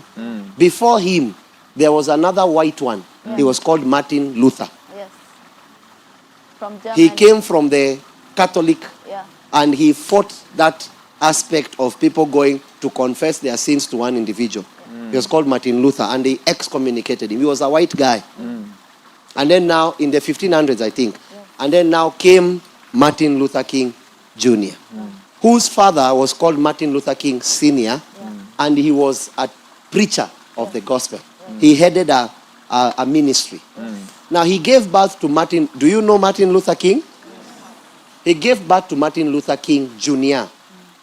Now, Martin Luther King Jr. served in the church, and he became what do you call another pastor? What do you call it? Yes, associate pastor. Associate pastor. Yeah. Martin Luther was a preacher of the gospel. Now, based on what happened in his time, he started speaking just the way we are speaking. And then the thing came in his heart, and the people bear witness. And so he rose, and he went from just preaching, and he rose to the political power of it. We all know that he was murdered, advocating and fighting for the rights of the people. Remember the black man issue. You could not say anything as a black man back then. So Martin Luther spearheaded the reality among other ministers. So it's not a question of should the church, is when will the church. It's not a function of should the church or can the church. It's just a matter of when. The church, I believe in my heart, if we as the church go back to understanding that there is no church without a nation. I mean, think about it this way. When Corona came, the government just stopped everything. How many churches stopped? Because someone was accusing me and telling me, someone said, I love this pastor because he doesn't speak about politics. You don't even know. You know, the problem of speaking without understanding is that even a fool thinks he's wise. So tell your neighbor, don't be the fool that thought he was wise. Do you understand? So how many churches closed down during Corona? Churches. But what was the order? Was the order from the church or government? Government. So what does that tell you? Government can affect church. So if you have the wrong leader in power, the thing can be felt even today. So the church cannot and should not shy out from power. The church should not shy out from power. Your God himself is a God of power. Your God himself is a king, is a monarch. Your God himself believes in his constitution, which is the word of God. Your God himself rules with authority. Your God himself rejected Lucifer in heaven, opposition leader, the first opposition leader. His name was Lucifer. He was rejected and he was impeached. If you know? You know. And he was thrown out of power. It's not a new thing what we are seeing in Kenya or in the world. And as you can see, the whole world is rising. I mean, is it South Korea? Is under martial law now? Is it South Korea? South Korea, Under martial law. And then you see how the people are rising. There will be no space for oppression where we are going. And I want to say this to the leaders. Which one is my camera? I want to speak to the leaders straight and tell the leaders something. The people you are leading now are not the people Moi led. You see, the former president led people in a time where there was ignorance. So when he coughed, everyone went under the bed. These people are willing to die. Now let me tell you something. To jump parliament, you know very well you can be killed. But you still jump. And there is nothing as bad as fighting a person that has nothing to lose. These young people have nothing to lose. So they are willing to put their lives on the line. They will die for what they believe in, even if it's not true. Assuming it's true or it's not true. So the church has gotten to a point where we must encourage young people to rise up. The church should not only be known for producing pastors. Yeah.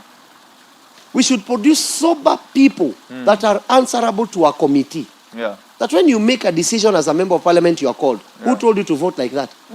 But if the member of parliament enters the church, the whole church bows. Member of parliament. It's like they have seen God. Our mentality of seeing a leader in the church ni kumuitisha mabati na arambe. Who will honor us?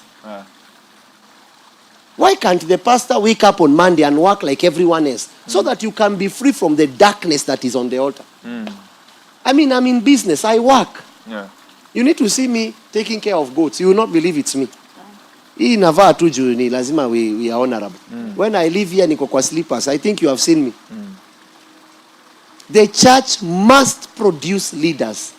It's not can. It's a must that the church produces leaders. Otherwise, when you elect a thief and he steals, why are you shocked? It's you who elected it. Yeah. It's you and me who elected them. But the question, let me ask you, what was the better offer? And that brings us to the question also one of the audience has asked before we take a break is, the answer you from answering answers one of the question where the audience says, where do we get direction from because the church has previously misled us? Having answered that is answered. But there's one of them who said, the youths are given a mentality to first go for smaller seats. Yeah. Don't you, seats that have no authority, that there's no change that can be done in that.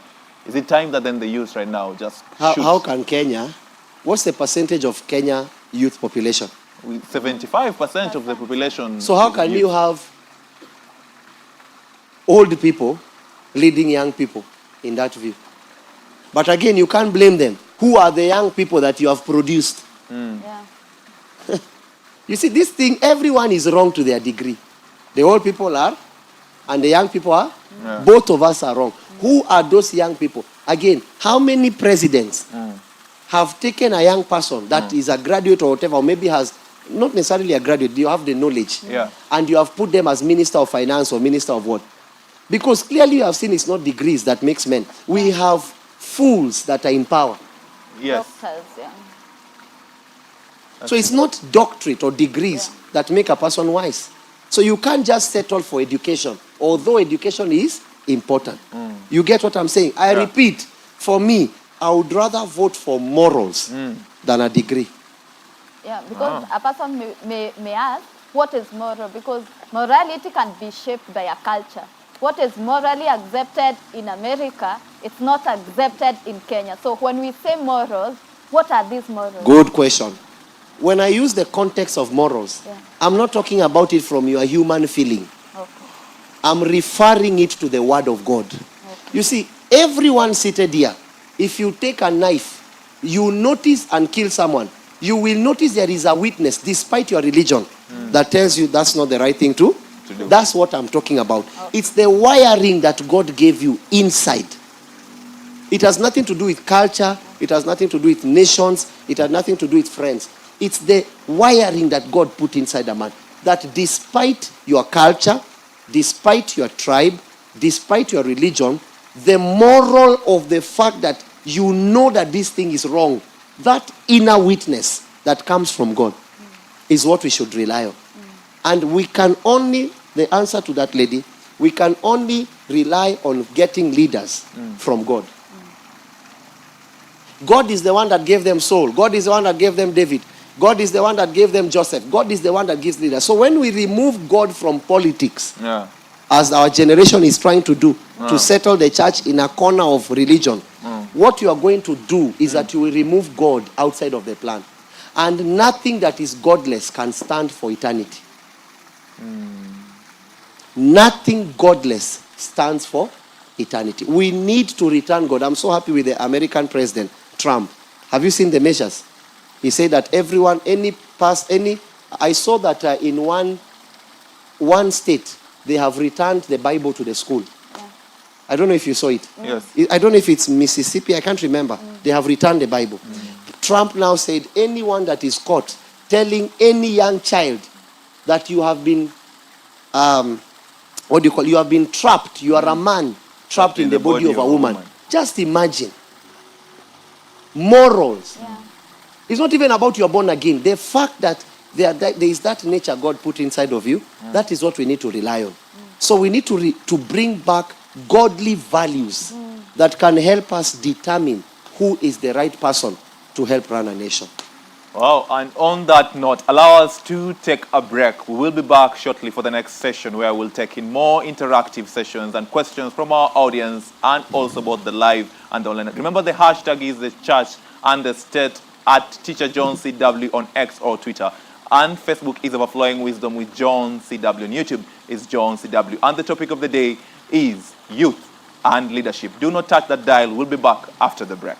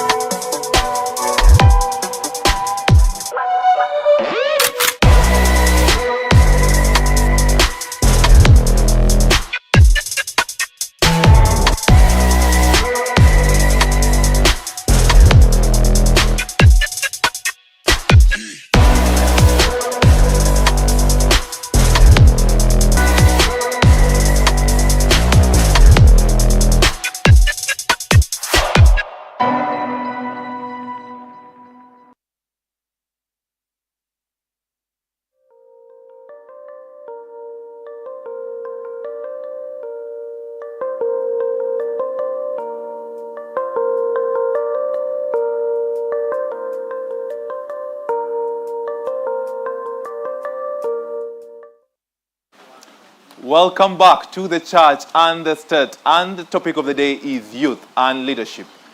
On this segment, you're headed to the news, and on the other end, what do we have on the news? Wow, we see that, yes, First Lady. This is from Namibia. Netongo Nandi of He ruling SWAPO party won Namibia's presidential election outright in the first round with 57% of the vote. Result published by the Electoral Commission on Tuesday showed, see, that the Namibian nation has voted for, these are some of the things that they have voted for. One, peace, then there is stability. Then Nandi said, after being declared president-elect, like there is what she said, that these things are going to be enhanced, this is a clip of her speaking. It's very interesting to have a female president. Have you ever thought that Kenya will get to a place will be led by a female president? I believe so. With the change, with everything that is happening, it is possible. And actually, what even interested me about the politics of this first lady is that she started her political career when she was very young, in her 20s. I mean, by first lady, you probably say the first lady to be a president. But she is a president and not a first lady now. Yes. On to the next news. Yeah. Maybe we can get this clip. Oh, yeah. We can have a clip of the Namibian president-elect.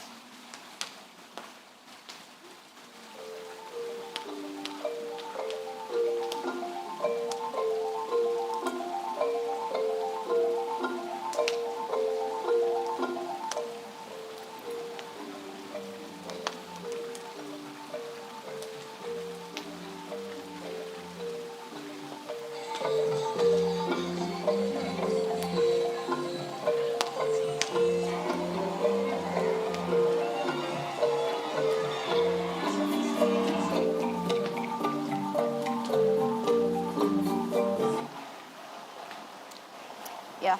That's beautiful. It is. At 72 years of age. Yes. And on to the next news. Revoke. Members of the Delegated Legislation Committee want the Ministry of Interior and National Administration to revoke the registration of persons. That is the amendment rules anchoring the new National Identity Card, popularly referred to as the Maisha number. Interesting. It's very important that this was a number initially, now is Maisha number. And the same committee is voting for revoking. The committee chaired by Samuel Chepkonga. There are too many substantive errors in the regulations that can't be changed by mere corrections. That's one of the points why that was revoked. Yeah. And speaking during a meeting with Immigration Principal Secretary Julius Bitok, the committee ordered for the revocation of the regulations to ensure that they conform to the law. Have you ever asked yourself an ID, then again a Maisha number card, and again? Let's see how the conversation is going to turn out. Having the committee revoked it, I don't think that is going to come up again, but let's wait and see. Yeah. On to the next. Then we have the business news, whereby we have the confirmation of the November returns. This is from KRA, that is Kenya Revenue Authority, which has advised Kenyans that those who have registered as value-added tax, that is VAT, taxpayers to confirm the accuracy of their pre-filled November returns ahead of the 20th December deadline. And KRA is saying in a notice issued on that December, that is also directed the taxpayers to process their electronic tax invoices and transmit them to the revenue collectors as required by the law. It's good to be in the confines of the law. Give to Caesar. What belongs to Caesar. So we are advised. For those who have VAT, please take note of that. Will Kenya face East or West? Kenya says it will select international partners without looking East or West in what it believes is a workable strategy of pragmatism while learning on the job. As Nairobi prepared to launch its revised foreign policy on Monday, 2nd December 2024, the Ministry of Foreign Affairs and Diaspora sought to answer the age-old question. And the age-old question has always been, do we face help from the East or do we face help from the West? But now it says, regardless of whether that help comes from, they're going to focus on issue-based, whether the West or the East. Interesting. Let's see how that goes. And we see an August report by the Tea Board of Kenya show that the expansion in tea exports, particularly to emerging markets, with the exception of Afghanistan, Iran, Japan, Jordan, Canada, and Turkey, during the month, Chad and South Sudan continued to expand rapidly as emerging markets for Kenya tea. As we all know that a part of, or what contribute to our largest GDP, we know it's horticulture, agriculture, that is with 30%, with tea and coffee being one of the major exports. So they are giving that there's an expansion. In tea exports? Yes. That's good news for Kenya. It is. So tea pickers, they need to be informed. And on to sports news. Fitness instructor and health coach William Ntana from Kwale County has made history by completing a 150k run from Diani Beach to Watamu to Kilifi. The Herculean Challenge, dubbed the Leg It for a Course Ultra Marathon, was organized to raise funds for purchasing prosthetics devices for individuals with physical disabilities. That's a very good initiative. 150 kilometers. From Tana. That's quite a distance also. It is. Yeah. But for the right cause. Yeah, for the right cause, yeah. And as per the tragic fall during the 10,000-meter trials for the Olympics in France, we have Daniel Ebenyo is not resting on his laurels as he gets confirmed for the Tata Steel World 25K Kolkata, the world's first gold label. That is 25K, scheduled for 15th December. So he is not giving up. Yeah, he's rising again. He's faced a lot of challenges, actually. Yes. He got in the US very late, Yes. visa issues and things like that. Yeah. But then, even despite that, it's very hard for you to rest for a short time and then after a long flight and still engage Yes. in a marathon. Do we have a clip for that, probably? From, yes. Yeah.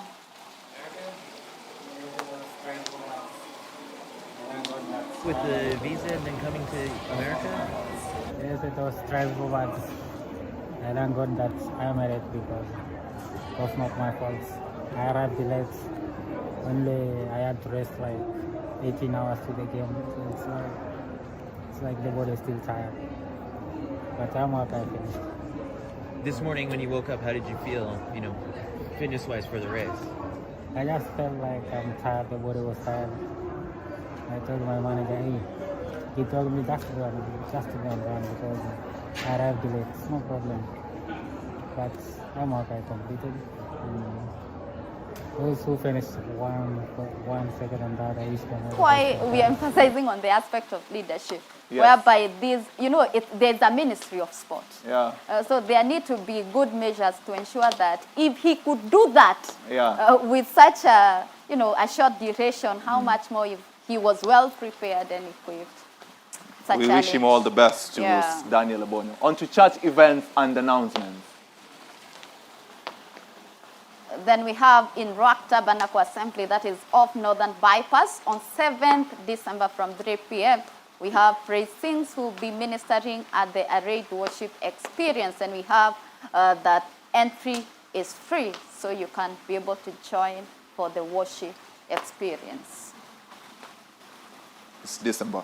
Yeah. And in Nairobi Safari Club, we have a gala edition. Ladies, ladies, ladies, experience the power of connection at the Wall Up Gala Nairobi edition. Reverend Eva CW sets the stage for the Proverb 31 woman to keep taking form. In conjunction with the fine dining, ladies, this December, don't miss out. Oh, Nairobi Safari Club. Yes, I see they are excited. Yeah, we can hear that from the crowd. Wow, Olaf, thank you. Can the married men tag along their wives? I mean, or this is just for them? They are left at the door? They can drop them and pick them from get the back bed. home. Yeah. But if you I'm ministering, so if yes, you I can will be a carry, protocol. Yes. Tutakula mchele. Sir, I will offer to carry your luggage. We will eat a lot of food. That is Nairobi Safari Club, and the date is 13th December 2024. Do not miss on that. Yeah. Safari Club class. It is, yeah. they are advancing. Yeah. Wow. We see it's from 4 to 9 p.m. and the dress code is red on the flyer. Yes. So it's good to note the dress code. Okay, I also see the rates is 3,500 only. Yeah. Okay. Any other more information from our director? Yeah, I think with that we can continue now engaging. Okay. Probably take a comment or two. Yes, from the audience. The larger audience, that is. Any comments? We can take one before we head back to the table of balance. Any question on this end or comments before we say we have locked you out? Yes? Would you like Anne to ask on the other end also from our live audience? Or maybe something that a person wants was to share. Answered. Yeah. On that end? There's one here. Yeah. So when the show started, our father talked about the donations that the government should be taking place. For example, in bursaries, the church is giving the bursaries instead of the government. So in the northern areas, we find the girl child is really struggling with sanitary tissues, sanitary towels. So what would you advise? Okay, according with this finance bill, it's making the northern areas to really lack the sanitary towels, hence as we can afford them. So what do you say about, like, do we try to give them for free, or how do we do it? Where Kenya has gotten, some things should not even be for sale. 1963, our day of independence, still now, some things should not even be for, like you should not make money out of a natural cause like that. In view of the happiness of a government that's in power. Like for that government to boast, one of the things the government should boast about is that sanitary towels for education, for our educated young girls or those that are home in the villages is free. We went somewhere to take food in a school. My wife runs a foundation, Love Basket Foundation, and I have for almost a decade given towards the sanitary towels of women. I was so shocked. That's why I've told you that one of the things I said, I'm so sorry, maybe it might come out blunt, but we were so shocked when we went to that school to see some of the girls using leaves. You don't want to see the picture. When I saw that, my heart dropped. We went to the washrooms before we actually, I don't know if we built the school the washroom for them, I can't remember. But we saw other ladies were using their hands. There are things I can't just say here. It's not wise to use that word here. But there are things in my mind that one of the privileges of being a woman is that it's not a choice you made to be a woman, right? So what you are going through is not a choice. So every government should see to it that it's part of the realities they have in their manifesto, that specific things. Can I make a statement? Yes. Can I say this? I want to ask permission. Can I say? Why make a condom free?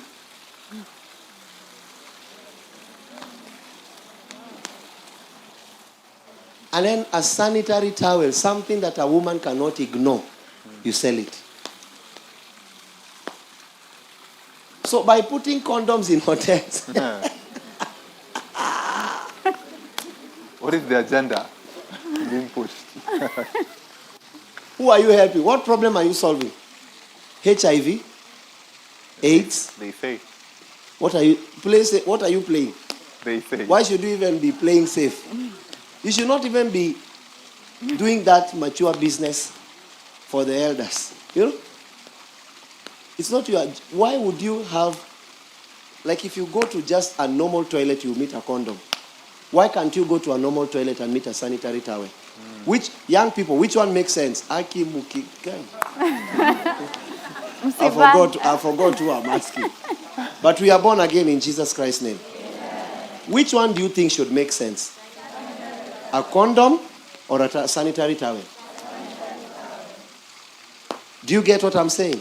So there are things that we, as a nation, we really need to rethink about them and change our dynamics and what we really value. Our value system is rotten. Yeah. And this is why you can meet unnecessary things free and something that's necessary for sale. Yeah. We can have one more comment on this end or question. Oh, praise Jesus. Amen. My name is Ezra. I'm a student at KCA, a student of commerce, majoring in entrepreneurship. My question goes to our father, Bishop.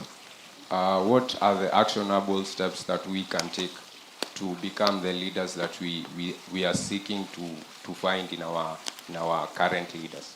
What are the actionable steps that we can use to become the people, to not become the leaders that our leaders are? So let me ask you before you sit down. Yes. You said you are in KCA, right? Yes. What are you studying? Commerce. Commerce. Yes. Are you studying? Yes. To become? An entrepreneur. So if you study commerce, yes, and all those things, you will become? An entrepreneur. So if you want to be a leader, yes, you must study? Leadership.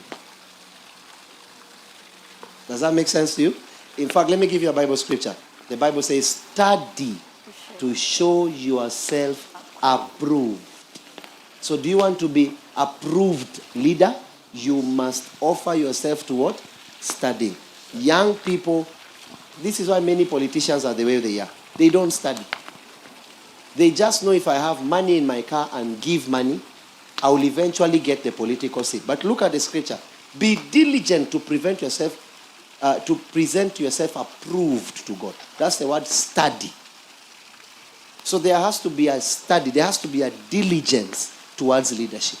The same way you go to study in KCA to be an economist, or rather, right? An entrepreneur, sorry. That's the same way you should take your time to study previous leader. If you go to nations that probably had a coup, or go to nations that leaders were killed, what were they killed for? Was it the right cause or the wrong cause? What can you do differently?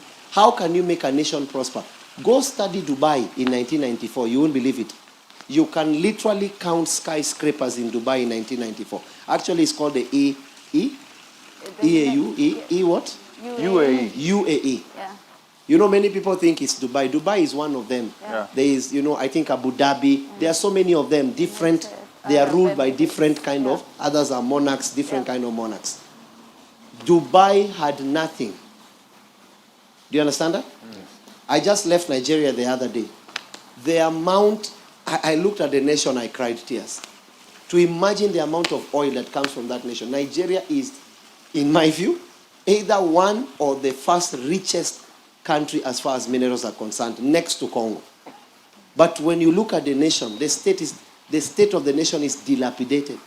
Nigeria alone, the people, Nigerians should be receiving a check every month from the nation because of the reserve oil, the oil wells, the minerals in that city. But you see, when you lack, when you don't study, when you buy leadership, corruption will be the order of the day. But when you study leadership, can I repeat my statement? When you buy leadership, corruption is the order of the day. When you study leadership, greatness is the order of the day. So you look at a nation like Dubai, they studied leadership. How did they do it? From 2-3 skyscrapers. Now, the tallest buildings are there. Like everyone wants to go to Dubai. How did they do it? Of course, foreign investors, they opened their borders to foreign investors. But equally speaking, they studied what they own. What's the difference between Dubai and Nigeria? They all have oil. What's the difference? Leadership. What's the difference? Leadership. And this is why I keep saying Africa, no matter how independent we are, Emmanuel, yes, I don't think we're independent. I think we're just independent by saying, but we are very dependent. Because Africa mostly has proven, but I like what the army leader, is it called Traore? Yes, Traore, the young... Is it called Traore? Yes. The young president of Burkina Faso? Burkina Faso. He has managed. So that shows you that problem can be changed by an Africa. I keep saying the problem of Africa is an Africa. And the solution of Africa is an Africa. So either you be one of them. Either you be the problem or you be the solution. It's up to us. So study leadership if you want to make a leader. We are Africa, and Africa is our business. Yeah. And this is a very great pleasure, actually, for the youth alive to have a session where you are taught about God, you are taught about leadership and politics, you are taught about morality, and then you're also fed. Yeah. And then it's all summed up with a praying generation. Oh, yeah. Do you have any information about that? And also, will you? I'm informed there is a. Probably tell us more about Praying generation. Yes. Yeah, we normally run a monthly program. First weekend of every month, Saturday and Sunday, 3 p.m. First weekend. It's called the Praying Generation. I think we have done it for 3 years now. Yeah. I think so. We're in edition, what, 34 or 33? 33. 33. So I want to encourage each and every one of you, if you are the praying generation, the generation of young people that love prayer, we invite you on this coming Saturday and Sunday, 3 p.m., to be part of this agenda and help raise up prayerful people that are given unto God. You're doing a lot. I'm trying. I'm trying. I'd like us to give you a chance to have a look at your camera and give us a parting shot. I know what people don't know behind the camera is this. After this, there's also a swallow ship. There's a swallow ship going on. So which one is my camera? The one that's coming from heaven? Yes. All right. So for the people in heaven. Yeah, as you answer that, you can address the issue that was raised when we were starting, because we have seen there is a rise amongst young people to have mental illness issue because they feel they are hopeless. They feel what they studied for, it's not paying off. There's high level of suicide. We have seen them kill each other in hostels. You know, it's a lot that is happening. Maybe you can address in your parting shot, as you do the parting shot, what they should, the alternatives of, you know, earning a living instead of just expecting to be led in a certain way. The easiest way to earn a living is to study change. Do you understand? Study change. You will always be earning a living. Do not fight change. Study change. To the young people, don't prove a point. Grow up. Grow. Don't prove a point. Don't see a car like that one and you just want it at all costs. Don't prove a point. You know, we are seeing young people that are into trading. Yes. They're just trading to prove the point. And then that only for us to realize some of you are thieves. Stop trying to make money to prove a point. Stop trying to make money to come online and show people how you have cars. Cars are not a sign of success. You are only successful when you become what God created you to be. That's how you gauge success.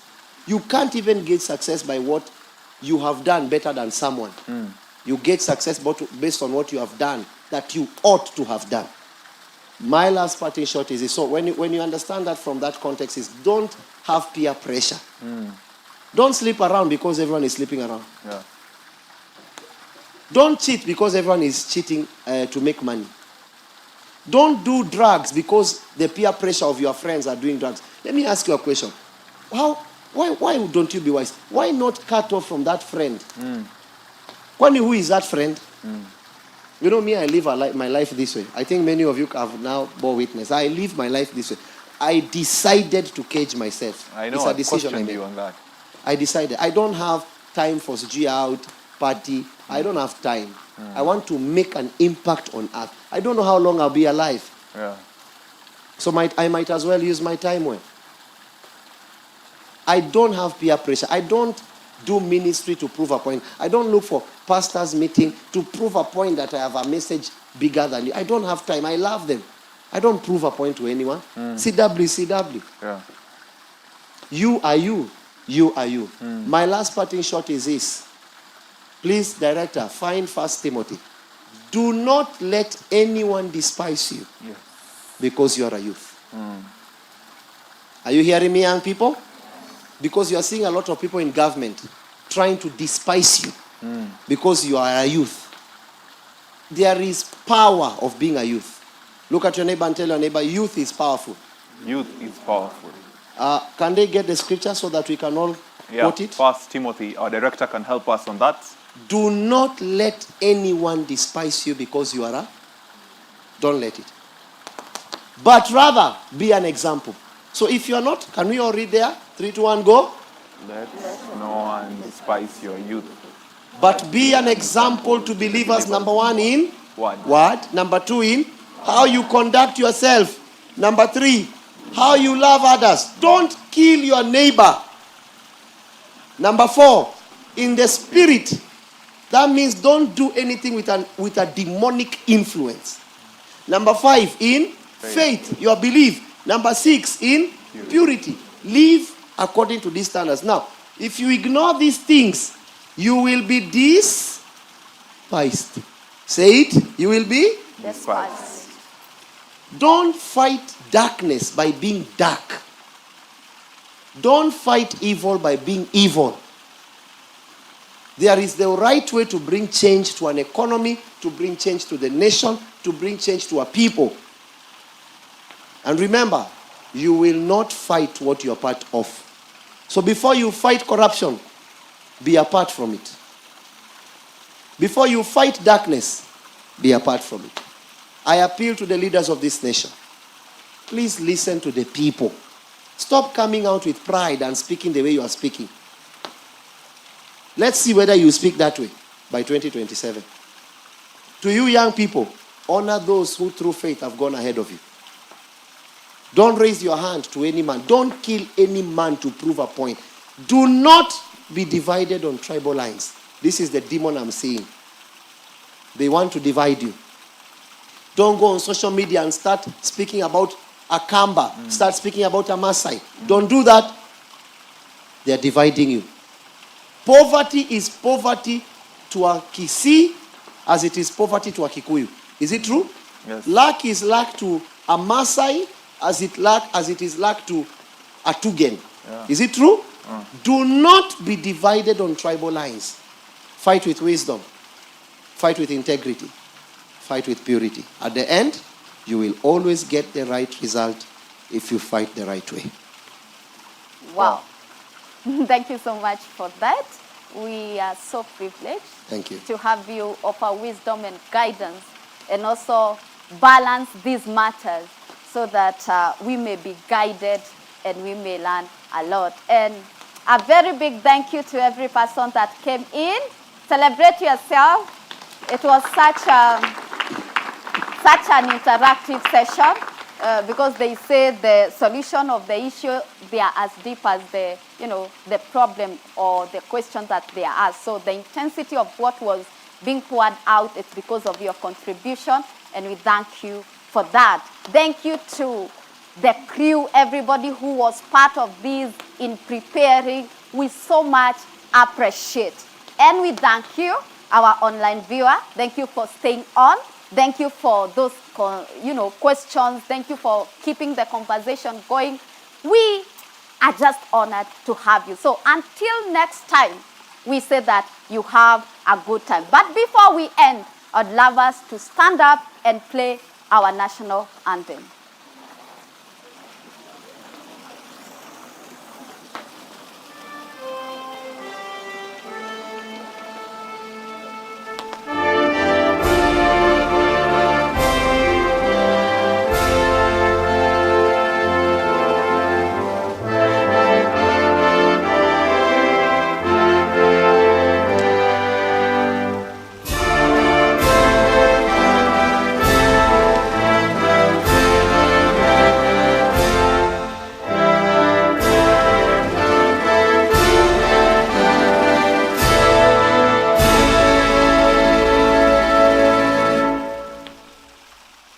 Thank you so much. Until next time, have a good week. Thank you, sir. Hello.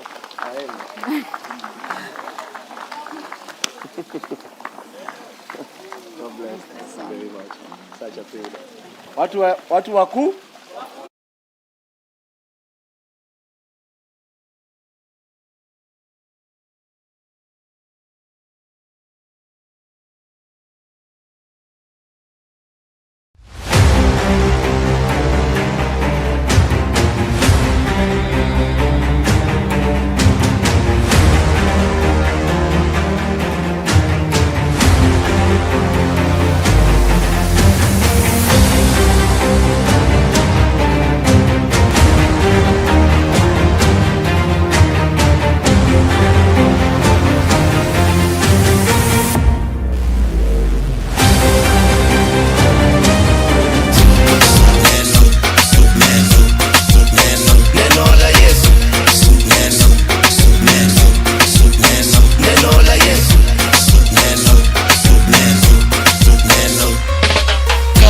Kasonge kakuje karudi alafu kakamilike na neno la Yesu kwa roho kazame leo hata milele. Wakiniuliza kwa kweli hakika ka Yesu abadilisha, ni alfa omega ye mwanzo na mwisho, amini juu atatenda. Kama si Yesu nisioni mwingine anayeweza kunicheka for real, anavyotaka anafanya, wakumpinga hakuna. Believe katika mkono udani sai, ukikumbuka yale ya medu na ati usiwachwe nyuma. Msifu Yesu daima,